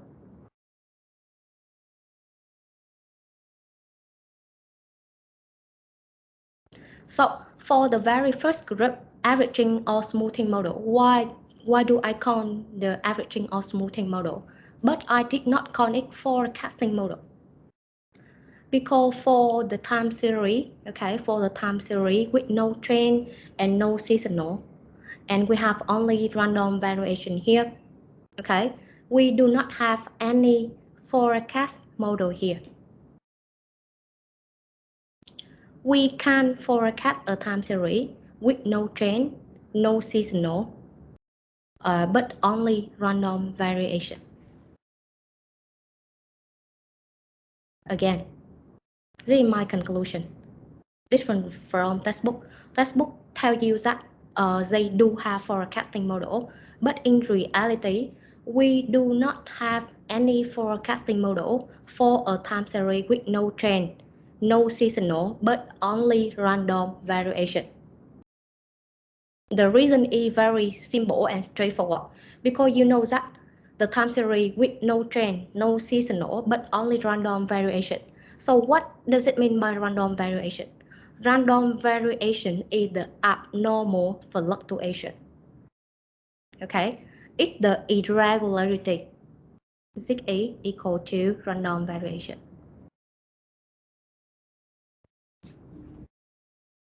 Uh, sorry, for a second, wait me a second.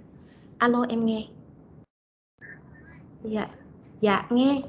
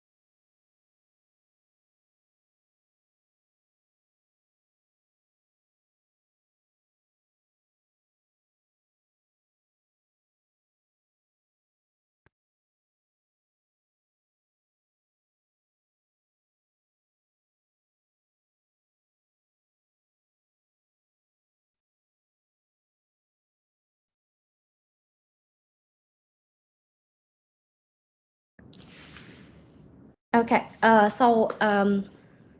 okay, you see that we call a time series with only abnormal fluctuation, which means the random variation. Abnormal fluctuation, which means we can't predict, right? This is the reason why it is called abnormal. Abnormal, this is not normal. And not normal, which means we can't predict the not normal situation. So I would like to say that we have no forecasting model for a time series with no trend, no seasonal, but only random variation. Okay. And instead of saying this is the forecasting model, I would like to say it is an averaging or smoothing model.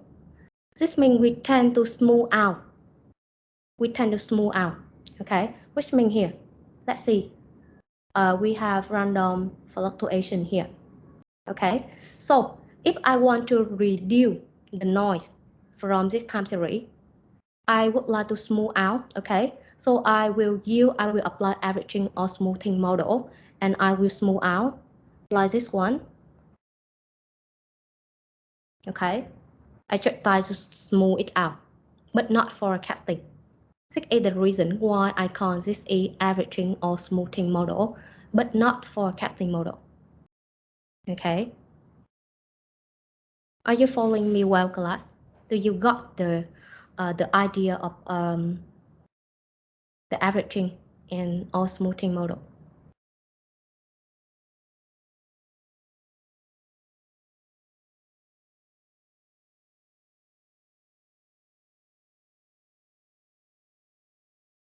Still alive, class? Yes. Hmm? Any problem?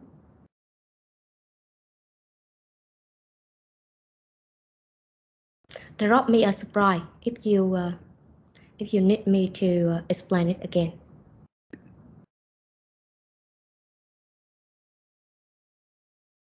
No surprise here. Is it okay, Sabrina? Are you okay with this one? No. Can you No. maybe explain again? So this is only for random variation, so we can't like draw it and predict it. Did I get it right? Or Okay.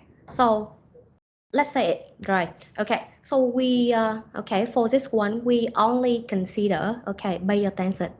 So for this one we only consider this one for a time series with no trend, no seasonal, but only random variation. Okay. 6A, the case of averaging or smoothing model. So if you are facing with time series with no trend, no seasonal, but only random variation, you can apply averaging or smoothing model. Okay, and what are the averaging and smoothing models? So I have 3 models here. Okay, but rather than I call it forecasting model, I would like to use averaging or smoothing model. I do not call the 3 model are forecasting. No, I do not call this model a forecasting. The reason is that you see that when we consider about the time series with only random variation,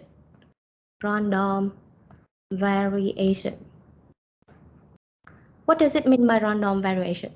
Random, which means abnormal fluctuation, right? Abnormal, which means not normal. And if we call it abnormal, so that we can't predict it, right? If we can predict it, so we have the like a trend or seasonal or a cycle, right? If we can predict it, so that we will not call it abnormal, right? So that if it is abnormal, so that we can predict, this means we can't forecast, right? Okay, so I will raise the call it another name, but not forecast. Okay, so we will have 3 three model here. The first one is SMA, the second is WMA, and the third one is EMA. But for three model here, it's not kind of forecasting.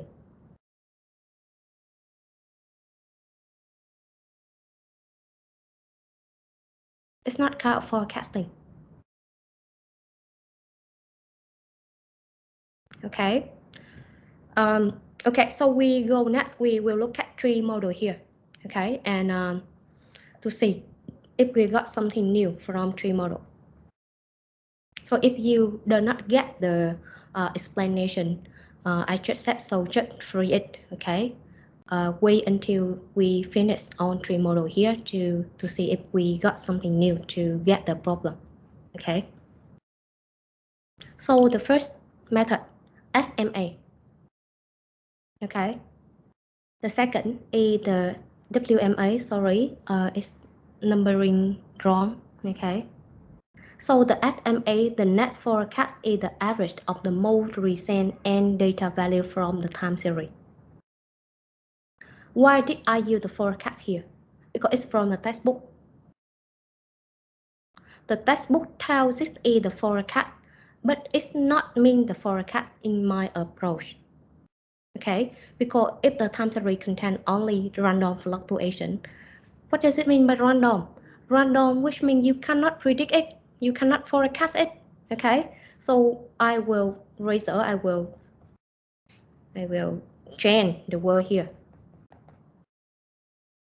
Okay, the next value is the average of the most recent end value from the time series.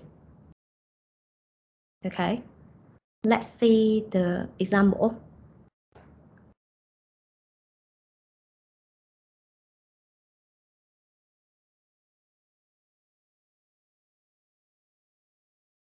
Okay, so wallet guidance supply want to forecast demand for its storage set. So please calculate the demand in January next year using 3-month SMA. Have a look at this one. Okay, 6 is the sale for the whole year. Every month we have the sale data here.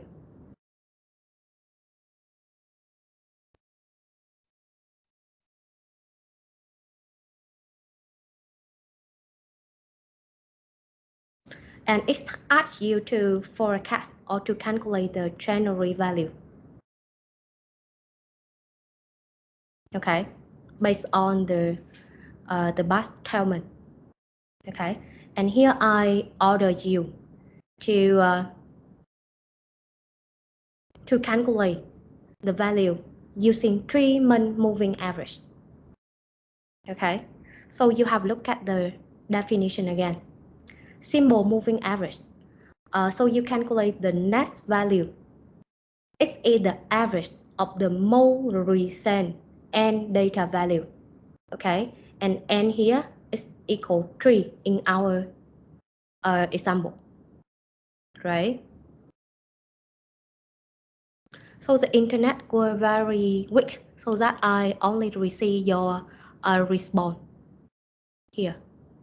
Okay, I did not see it before. So here we have n equal 3. So that I order you, I require you to calculate 3-month SMA. So that the net value equal to the average of the most recent 3 data. Okay, which means when you want to calculate the value for April, okay, so it will be the average of the most recent 3 months, which means the month of January, February, and March, right? So if you take the average of January, February, and March, you will got the value for April. Okay, and the question here, how can you get the value for January here? Which data you calculate?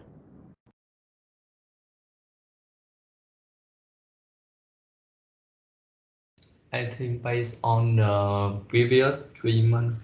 Okay, very good job. Okay, so that you take the average of this one. Okay.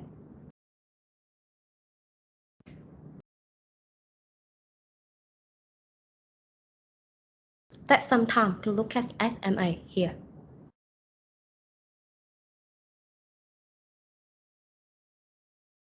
The question for you. Okay.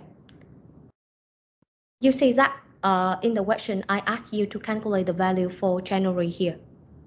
So that you only need to take the summary of the October, November, and December all divided by 3, and you get the result. Okay. But here you look at the slide. Why did they do all the thing right here? What is the reason? You only need to make the calculation here. And actually, we do not need to calculate this here, right? From April to December, you do not need to make the forecast for April to December because it's the historical data. So what are the reasons why the textbook conduct all the information on the calculation from April to December here? For what reason? I think to remove the random. Any other idea? I think they would like some comparison, or maybe they can explore the trend or something like that. Okay, so I ask you one thing. Okay, so if I want you to calculate the value for the next January, this means this one. Okay, and you get the value of 16. So I ask you net. How can you measure the accuracy level of your finish? You had to compare the forecast value 16 with the actual value of January, right? Do you have the actual value of January yet? Have you? No. No. So, what are you doing?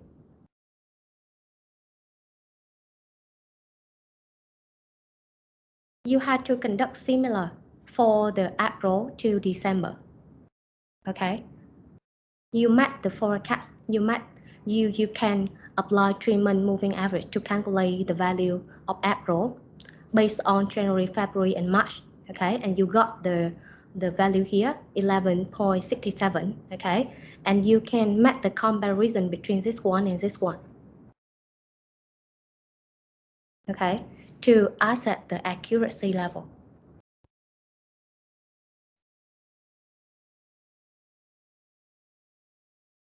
Did you get me, class?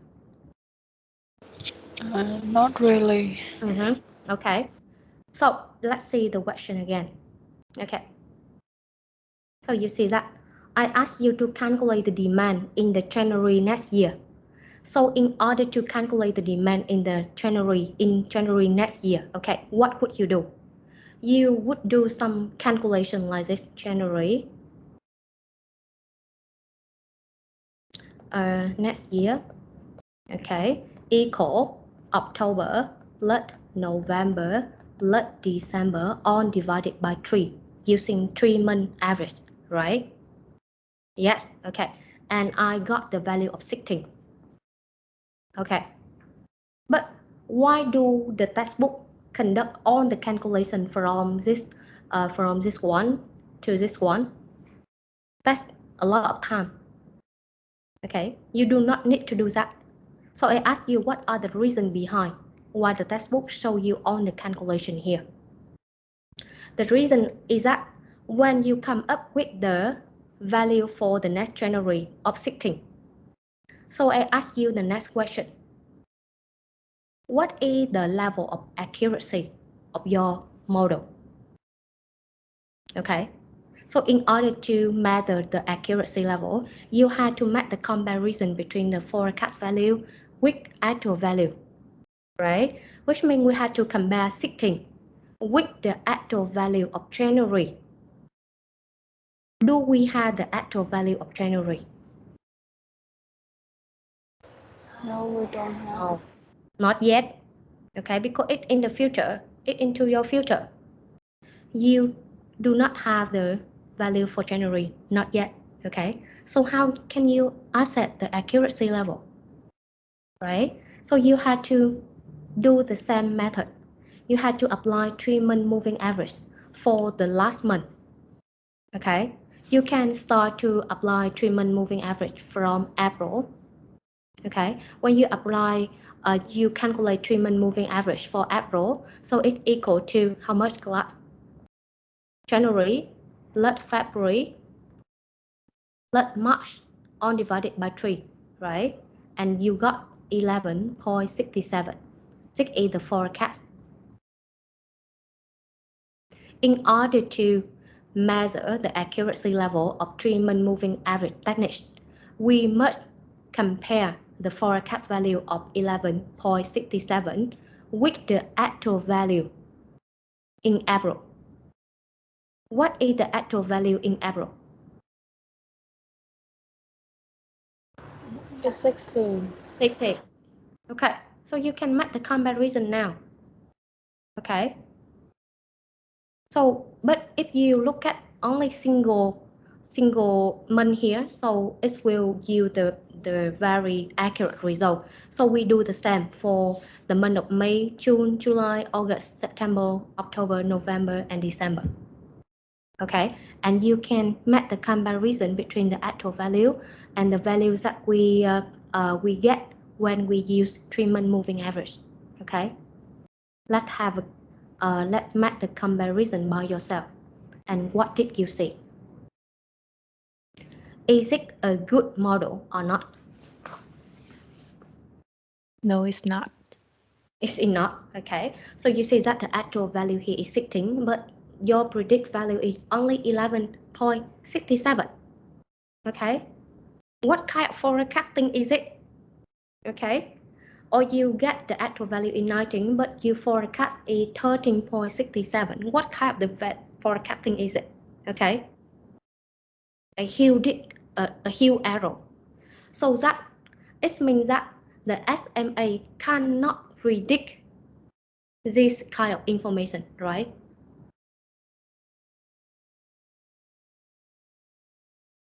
So if you use for a 3-month moving average, you cannot forecast.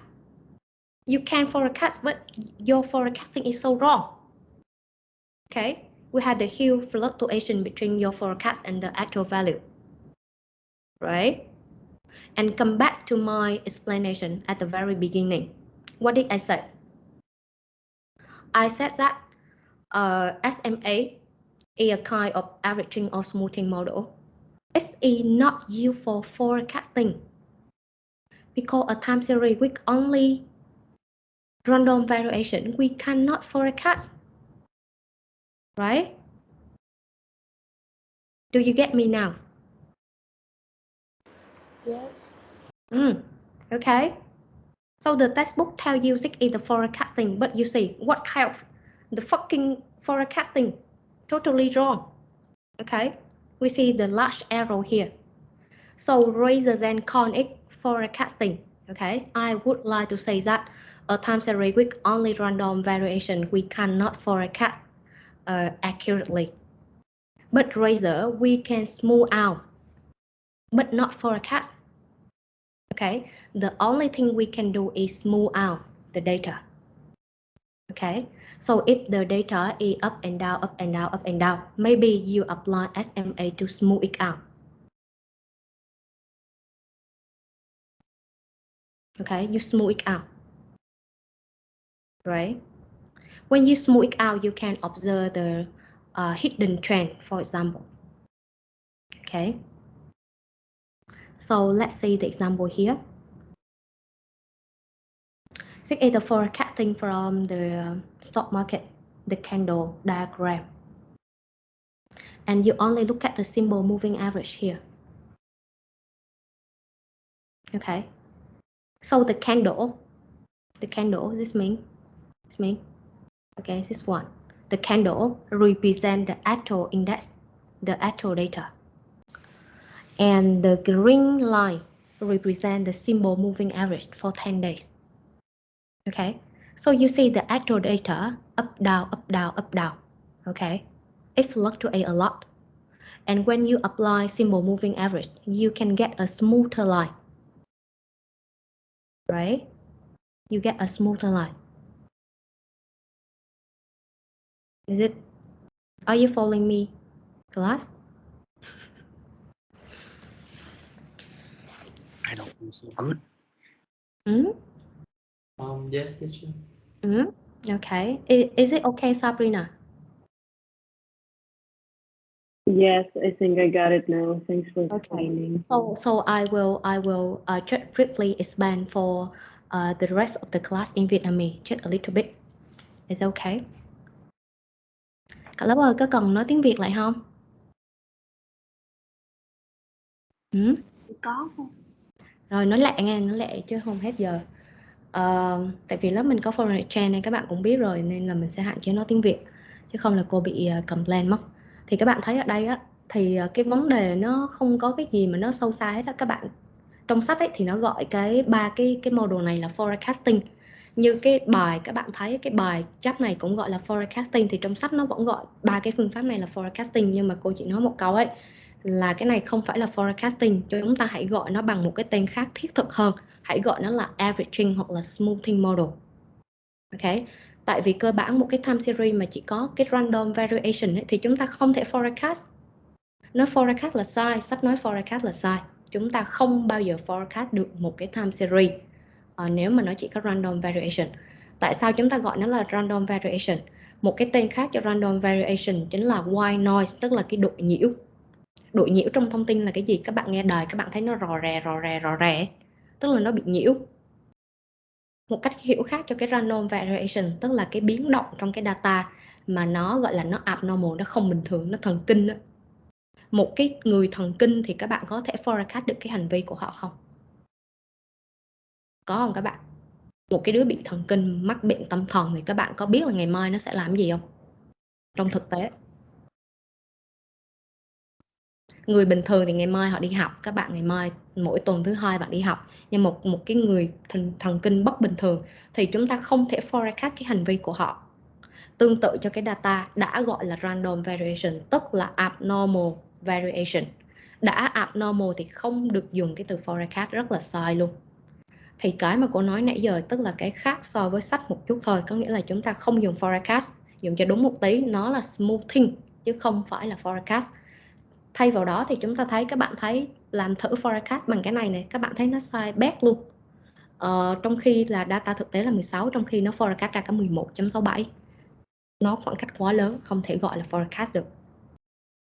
Thì chúng ta gọi bằng một cái tên hợp lý hơn là cái phương pháp này là cái phương pháp gọi là smoothing, tức là bạn là phẳng cái data đi. Thì các bạn nhìn cái đồ thị hình nến này nó nhấp nhô như thế này. Các bạn thấy cái data, cái đồ thị, cái này là đồ thị hình nến. Các bạn thấy nó đi lên đi xuống, đi lên đi xuống. Các bạn thấy nó lên lên xuống xuống không? Thì mình apply, khi mà mình apply cái 10 day SMA thì các bạn thấy là nó là phẳng ra thành cái đường màu xanh ấy. Thì các bạn sẽ thấy nó smooth hơn, nó mượt mà hơn. Thì đây chính là cái nhiệm vụ của cái model SMA. Nó chỉ làm smooth out cái data thôi. Và cái mục đích của cái smooth out này nó lọc nhiễu thôi. Lọc nhiễu tức là lọc noise trong data, chứ nó không có phải là forecasting. Nên nếu là sau này mình gọi nó là forecasting, nếu mà cô ghi đâu đó trong cái slide này là forecasting thì thứ lỗi. Cái đó là chắc là cô lộn, cô ghi từ trong sách ra. Chứ SMA không dùng để forecasting và không ai dùng SMA để forecasting. Được chưa? Okay. So because we are running out of time, right? Okay, so I will try to finish the second. We have weighted moving average. So the first is SMA, which means simple moving average. Okay, we try to take the average of the more recent data so that we call simple moving average. Tiếng Việt là trung bình trượt các bạn. Okay. Rather than simple moving average, we have another type of moving average. We call it weighted moving average. Okay. What is the difference between simple moving average and weighted moving average? In the textbook, they don't call it SMA, but they call it MA. Okay, so you may, when you read the textbook, you see the difference. The name of the model, icon the model is also a little bit different from the textbook. So in the textbook, it called MA, but now I call it SMA, and S here stands for symbol. Okay, because beside the simple moving average, I also have another type of moving average. I call it WMA. Okay, this means weighted. Okay, so what are the difference between the two? This is symbol. Okay, very easy. So you see that when I try to calculate 3-month moving average, whatever SMA or WMA, okay? So I had the data for January, February, March, okay? So I would like to get the value of April, okay? I use 3-month moving average.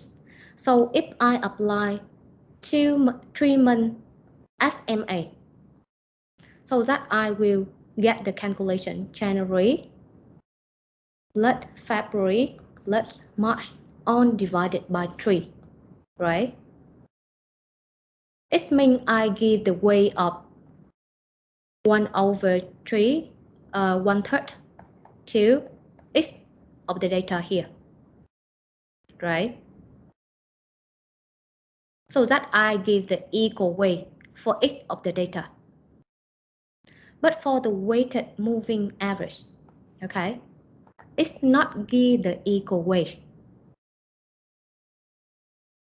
It's not give the equal weight because they believe that the data of April will depend more on the data of March. Okay, it will depend less on the data of February, and it even depend less on the January data. Okay, so this is the inside of WMA. WMA tells you that your next data depend on the most recent data. Okay, and it depends less on the data that go far onto the bus. 6A WMA. For SMA tells you that the future data it depend on the past data. Okay, and whether no matter what the most recent or the least recent data, it depend equally.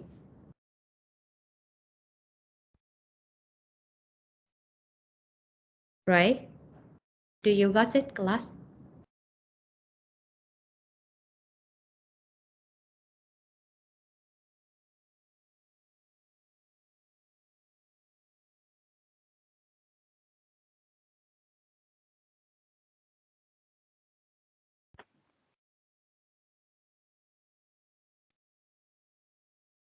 You want to calculate for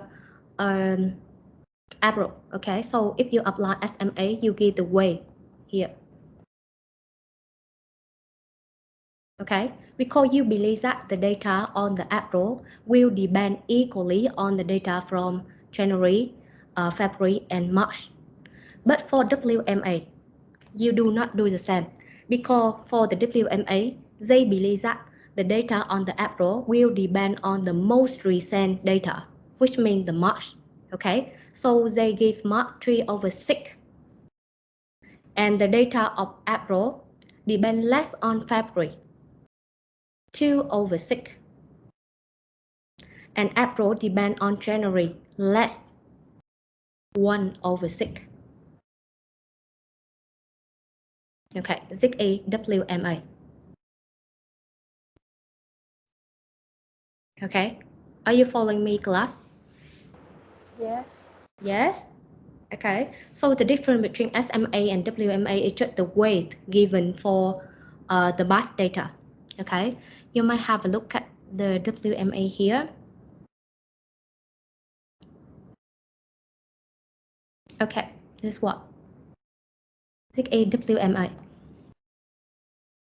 3-month WMA.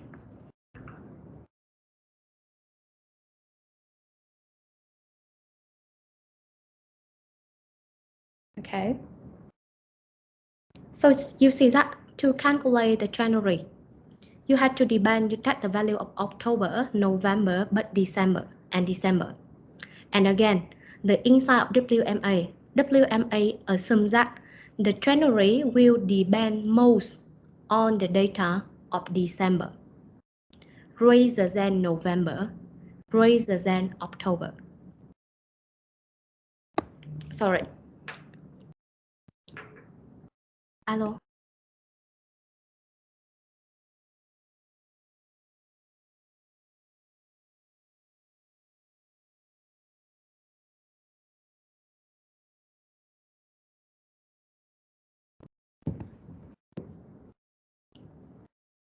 Okay, so we see that if we want to calculate January, we had to utilize the data from this one, and this one. But WMA assumes that January will depend most on December and depend least on October. So that I give way. Okay, I give way for this one, 3/6, 2/6, and 1/6. So you see that the weight is decreasing. Okay, from December to October, so that I just multiply the weight with the value. Here, you see.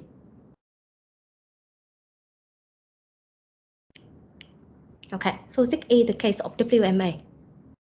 Okay, and so you have a look at two techniques here, and you see which one gives you the more accurate value.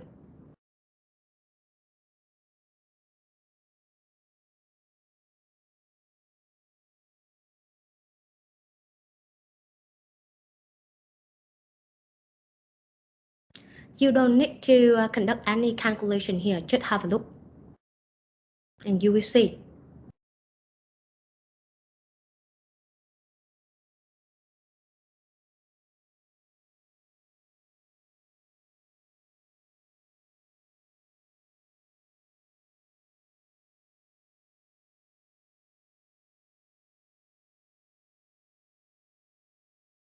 Which one more accurate? WMA, right? So you see the difference is smaller for the case of WMA. So for this case, for some simple case here, you do not need to do any calculation. So if you are given the MCQ question, so I ask you SMA or WMA give the better result. So you have a look at this one and you see that the difference in the case of WMA is smaller than SMA. So that you can pick the correct answer here, better. Okay. So that's why we have SMA and then we have WMA because WMA is advanced than SMA. It gives you a more correct value. Okay. So we can stop here and we will continue in the next week. Okay. Forecasting is a complicated chapter, but a very great chapter. A lot of interesting knowledge. Okay, so fighting. Thank you. It's hard. Okay, so if you have no questions, so you can leave the class now and see you next week. But if you have any problem, need me to solve now, just ask me.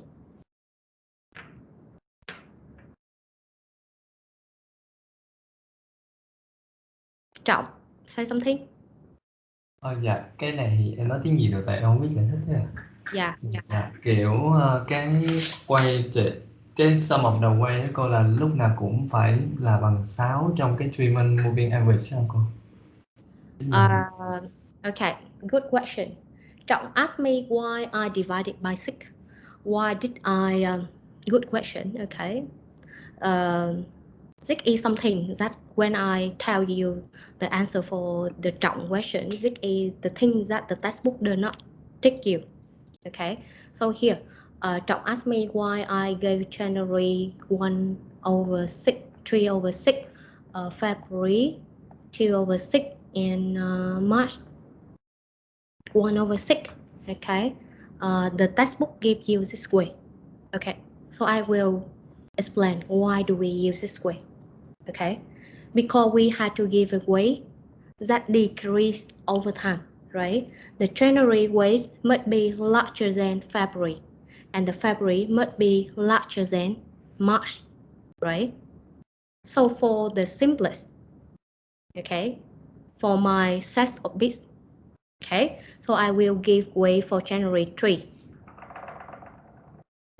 2, 1, right? And I take the sum 3 plus 2 plus 1 equals 6.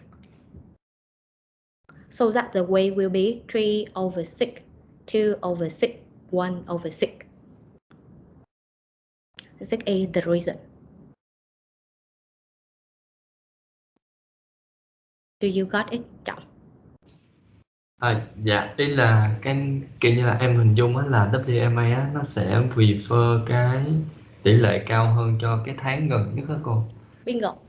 Dạ, thì kiểu tại sao phải là 3-2-1 mà không phải là ví dụ như là 4-1 hay kiểu vậy hả cô? Dạ. Ok. Bây giờ bạn Sabrina còn ở đây không ta? Okay, the key is that you had to take the decreasing way, okay? As I already tell you, for the easy calculation, I just want to suppose. This means I give it 3, this one I give it 2, this one I give it 1, okay? So because the 1 is the smallest. So you can give this 1, 2, and 3 here. So for example, let's talk about how we can calculate 4 months WMA. So what are the ways that I have?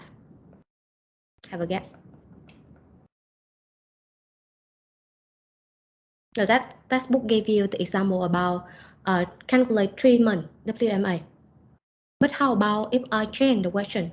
I ask you to calculate 4 months. So what will be the wage given here?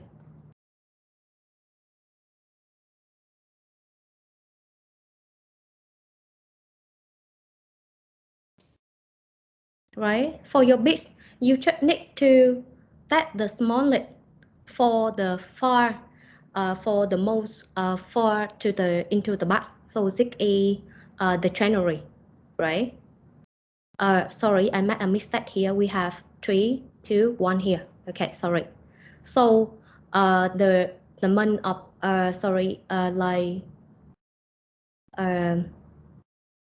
the next month will depend the list on January. So that I gave the way here 1.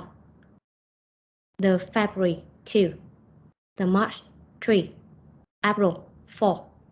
Okay, so at the sum 1 plus 2 plus 3 plus 4. How much?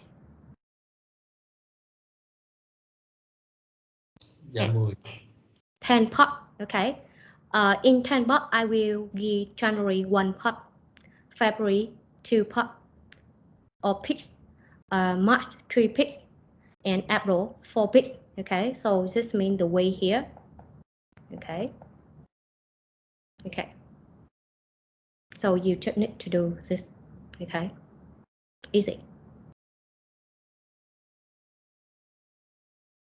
Got it? Class? Yes. How about 5 months? Okay, let's do 5 months. Tell me 5 months. January, February.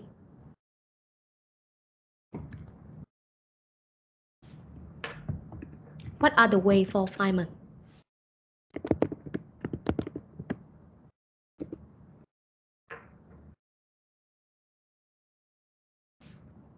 Sorry, here we have 5 months.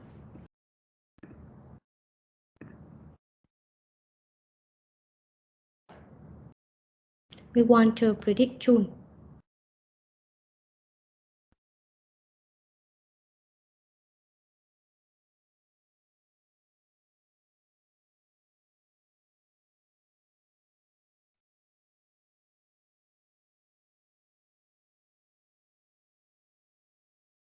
Is that right?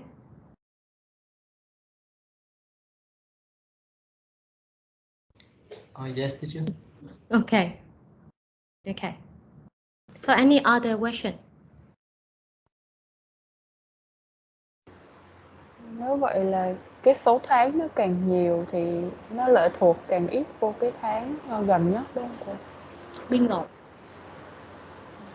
Tại vì nó phải chia đều cho mấy cái sau. Dạ. Lúc đầu nghe cái ví dụ về 3 tháng em tưởng là chia một nửa cho cái tháng gần nhất, còn mấy đứa kia thì chia giảm dần. Thì trong sách thì nó sẽ không nói tại sao nó ghi cái way là 3/6, 2/6 là 1/6, nhưng mà cơ bản là mình nhìn là mình hiểu lý do rồi.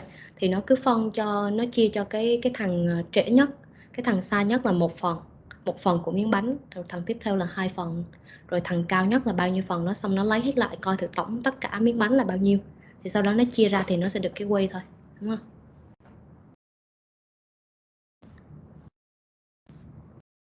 Any other problem? If you have no question, just free to log out. Bye bye. Cô có cái phần trăm chênh lệch nào để biết là cái độ accuracy của nó cao hay thấp không cô?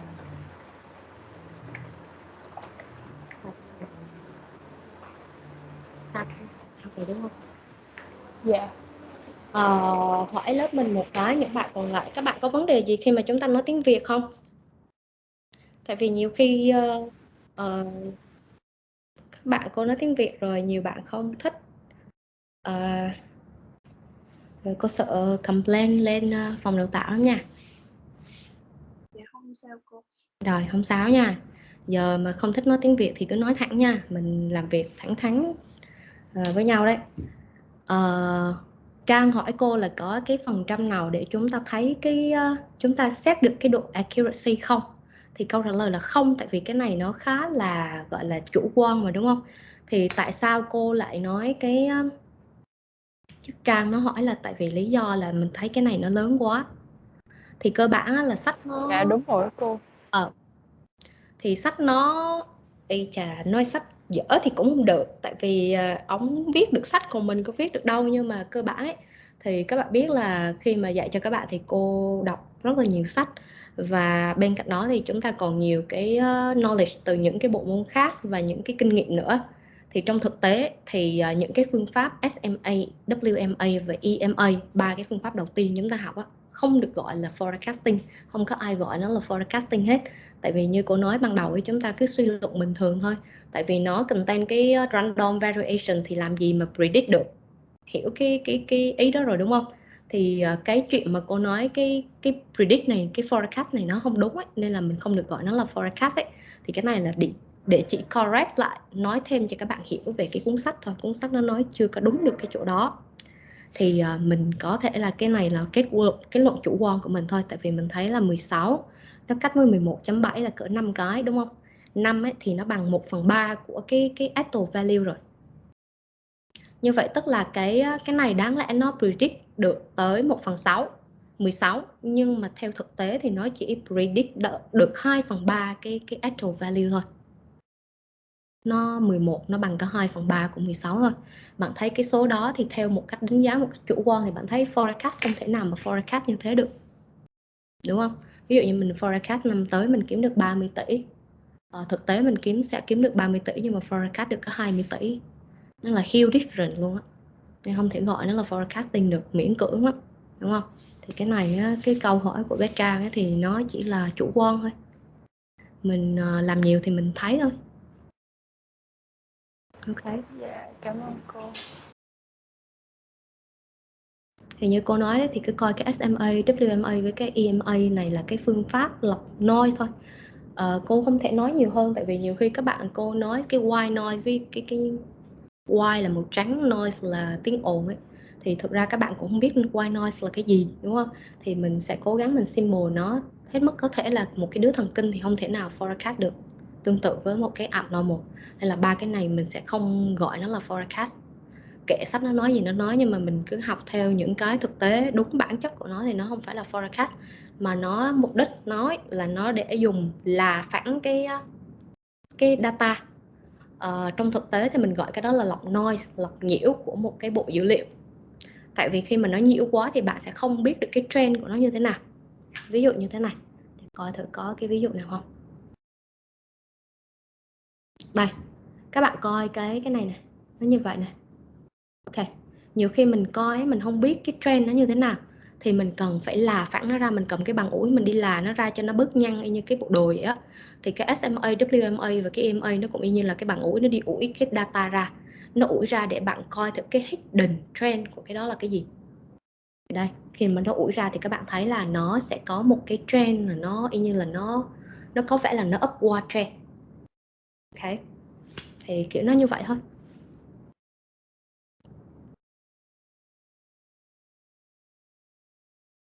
Tuần sau rồi mình lại discuss tiếp. Mình còn nhiều cái discuss về EMA với lại SMA đó. Vậy Trang ha. Dạ, cảm ơn cô. Ok, bye bye class. Chào cô ạ. Bye bye. Bạn nào có bonus thì nhớ remind cô trong cái column với nha. Trong cái sheet ấy. Bye bye.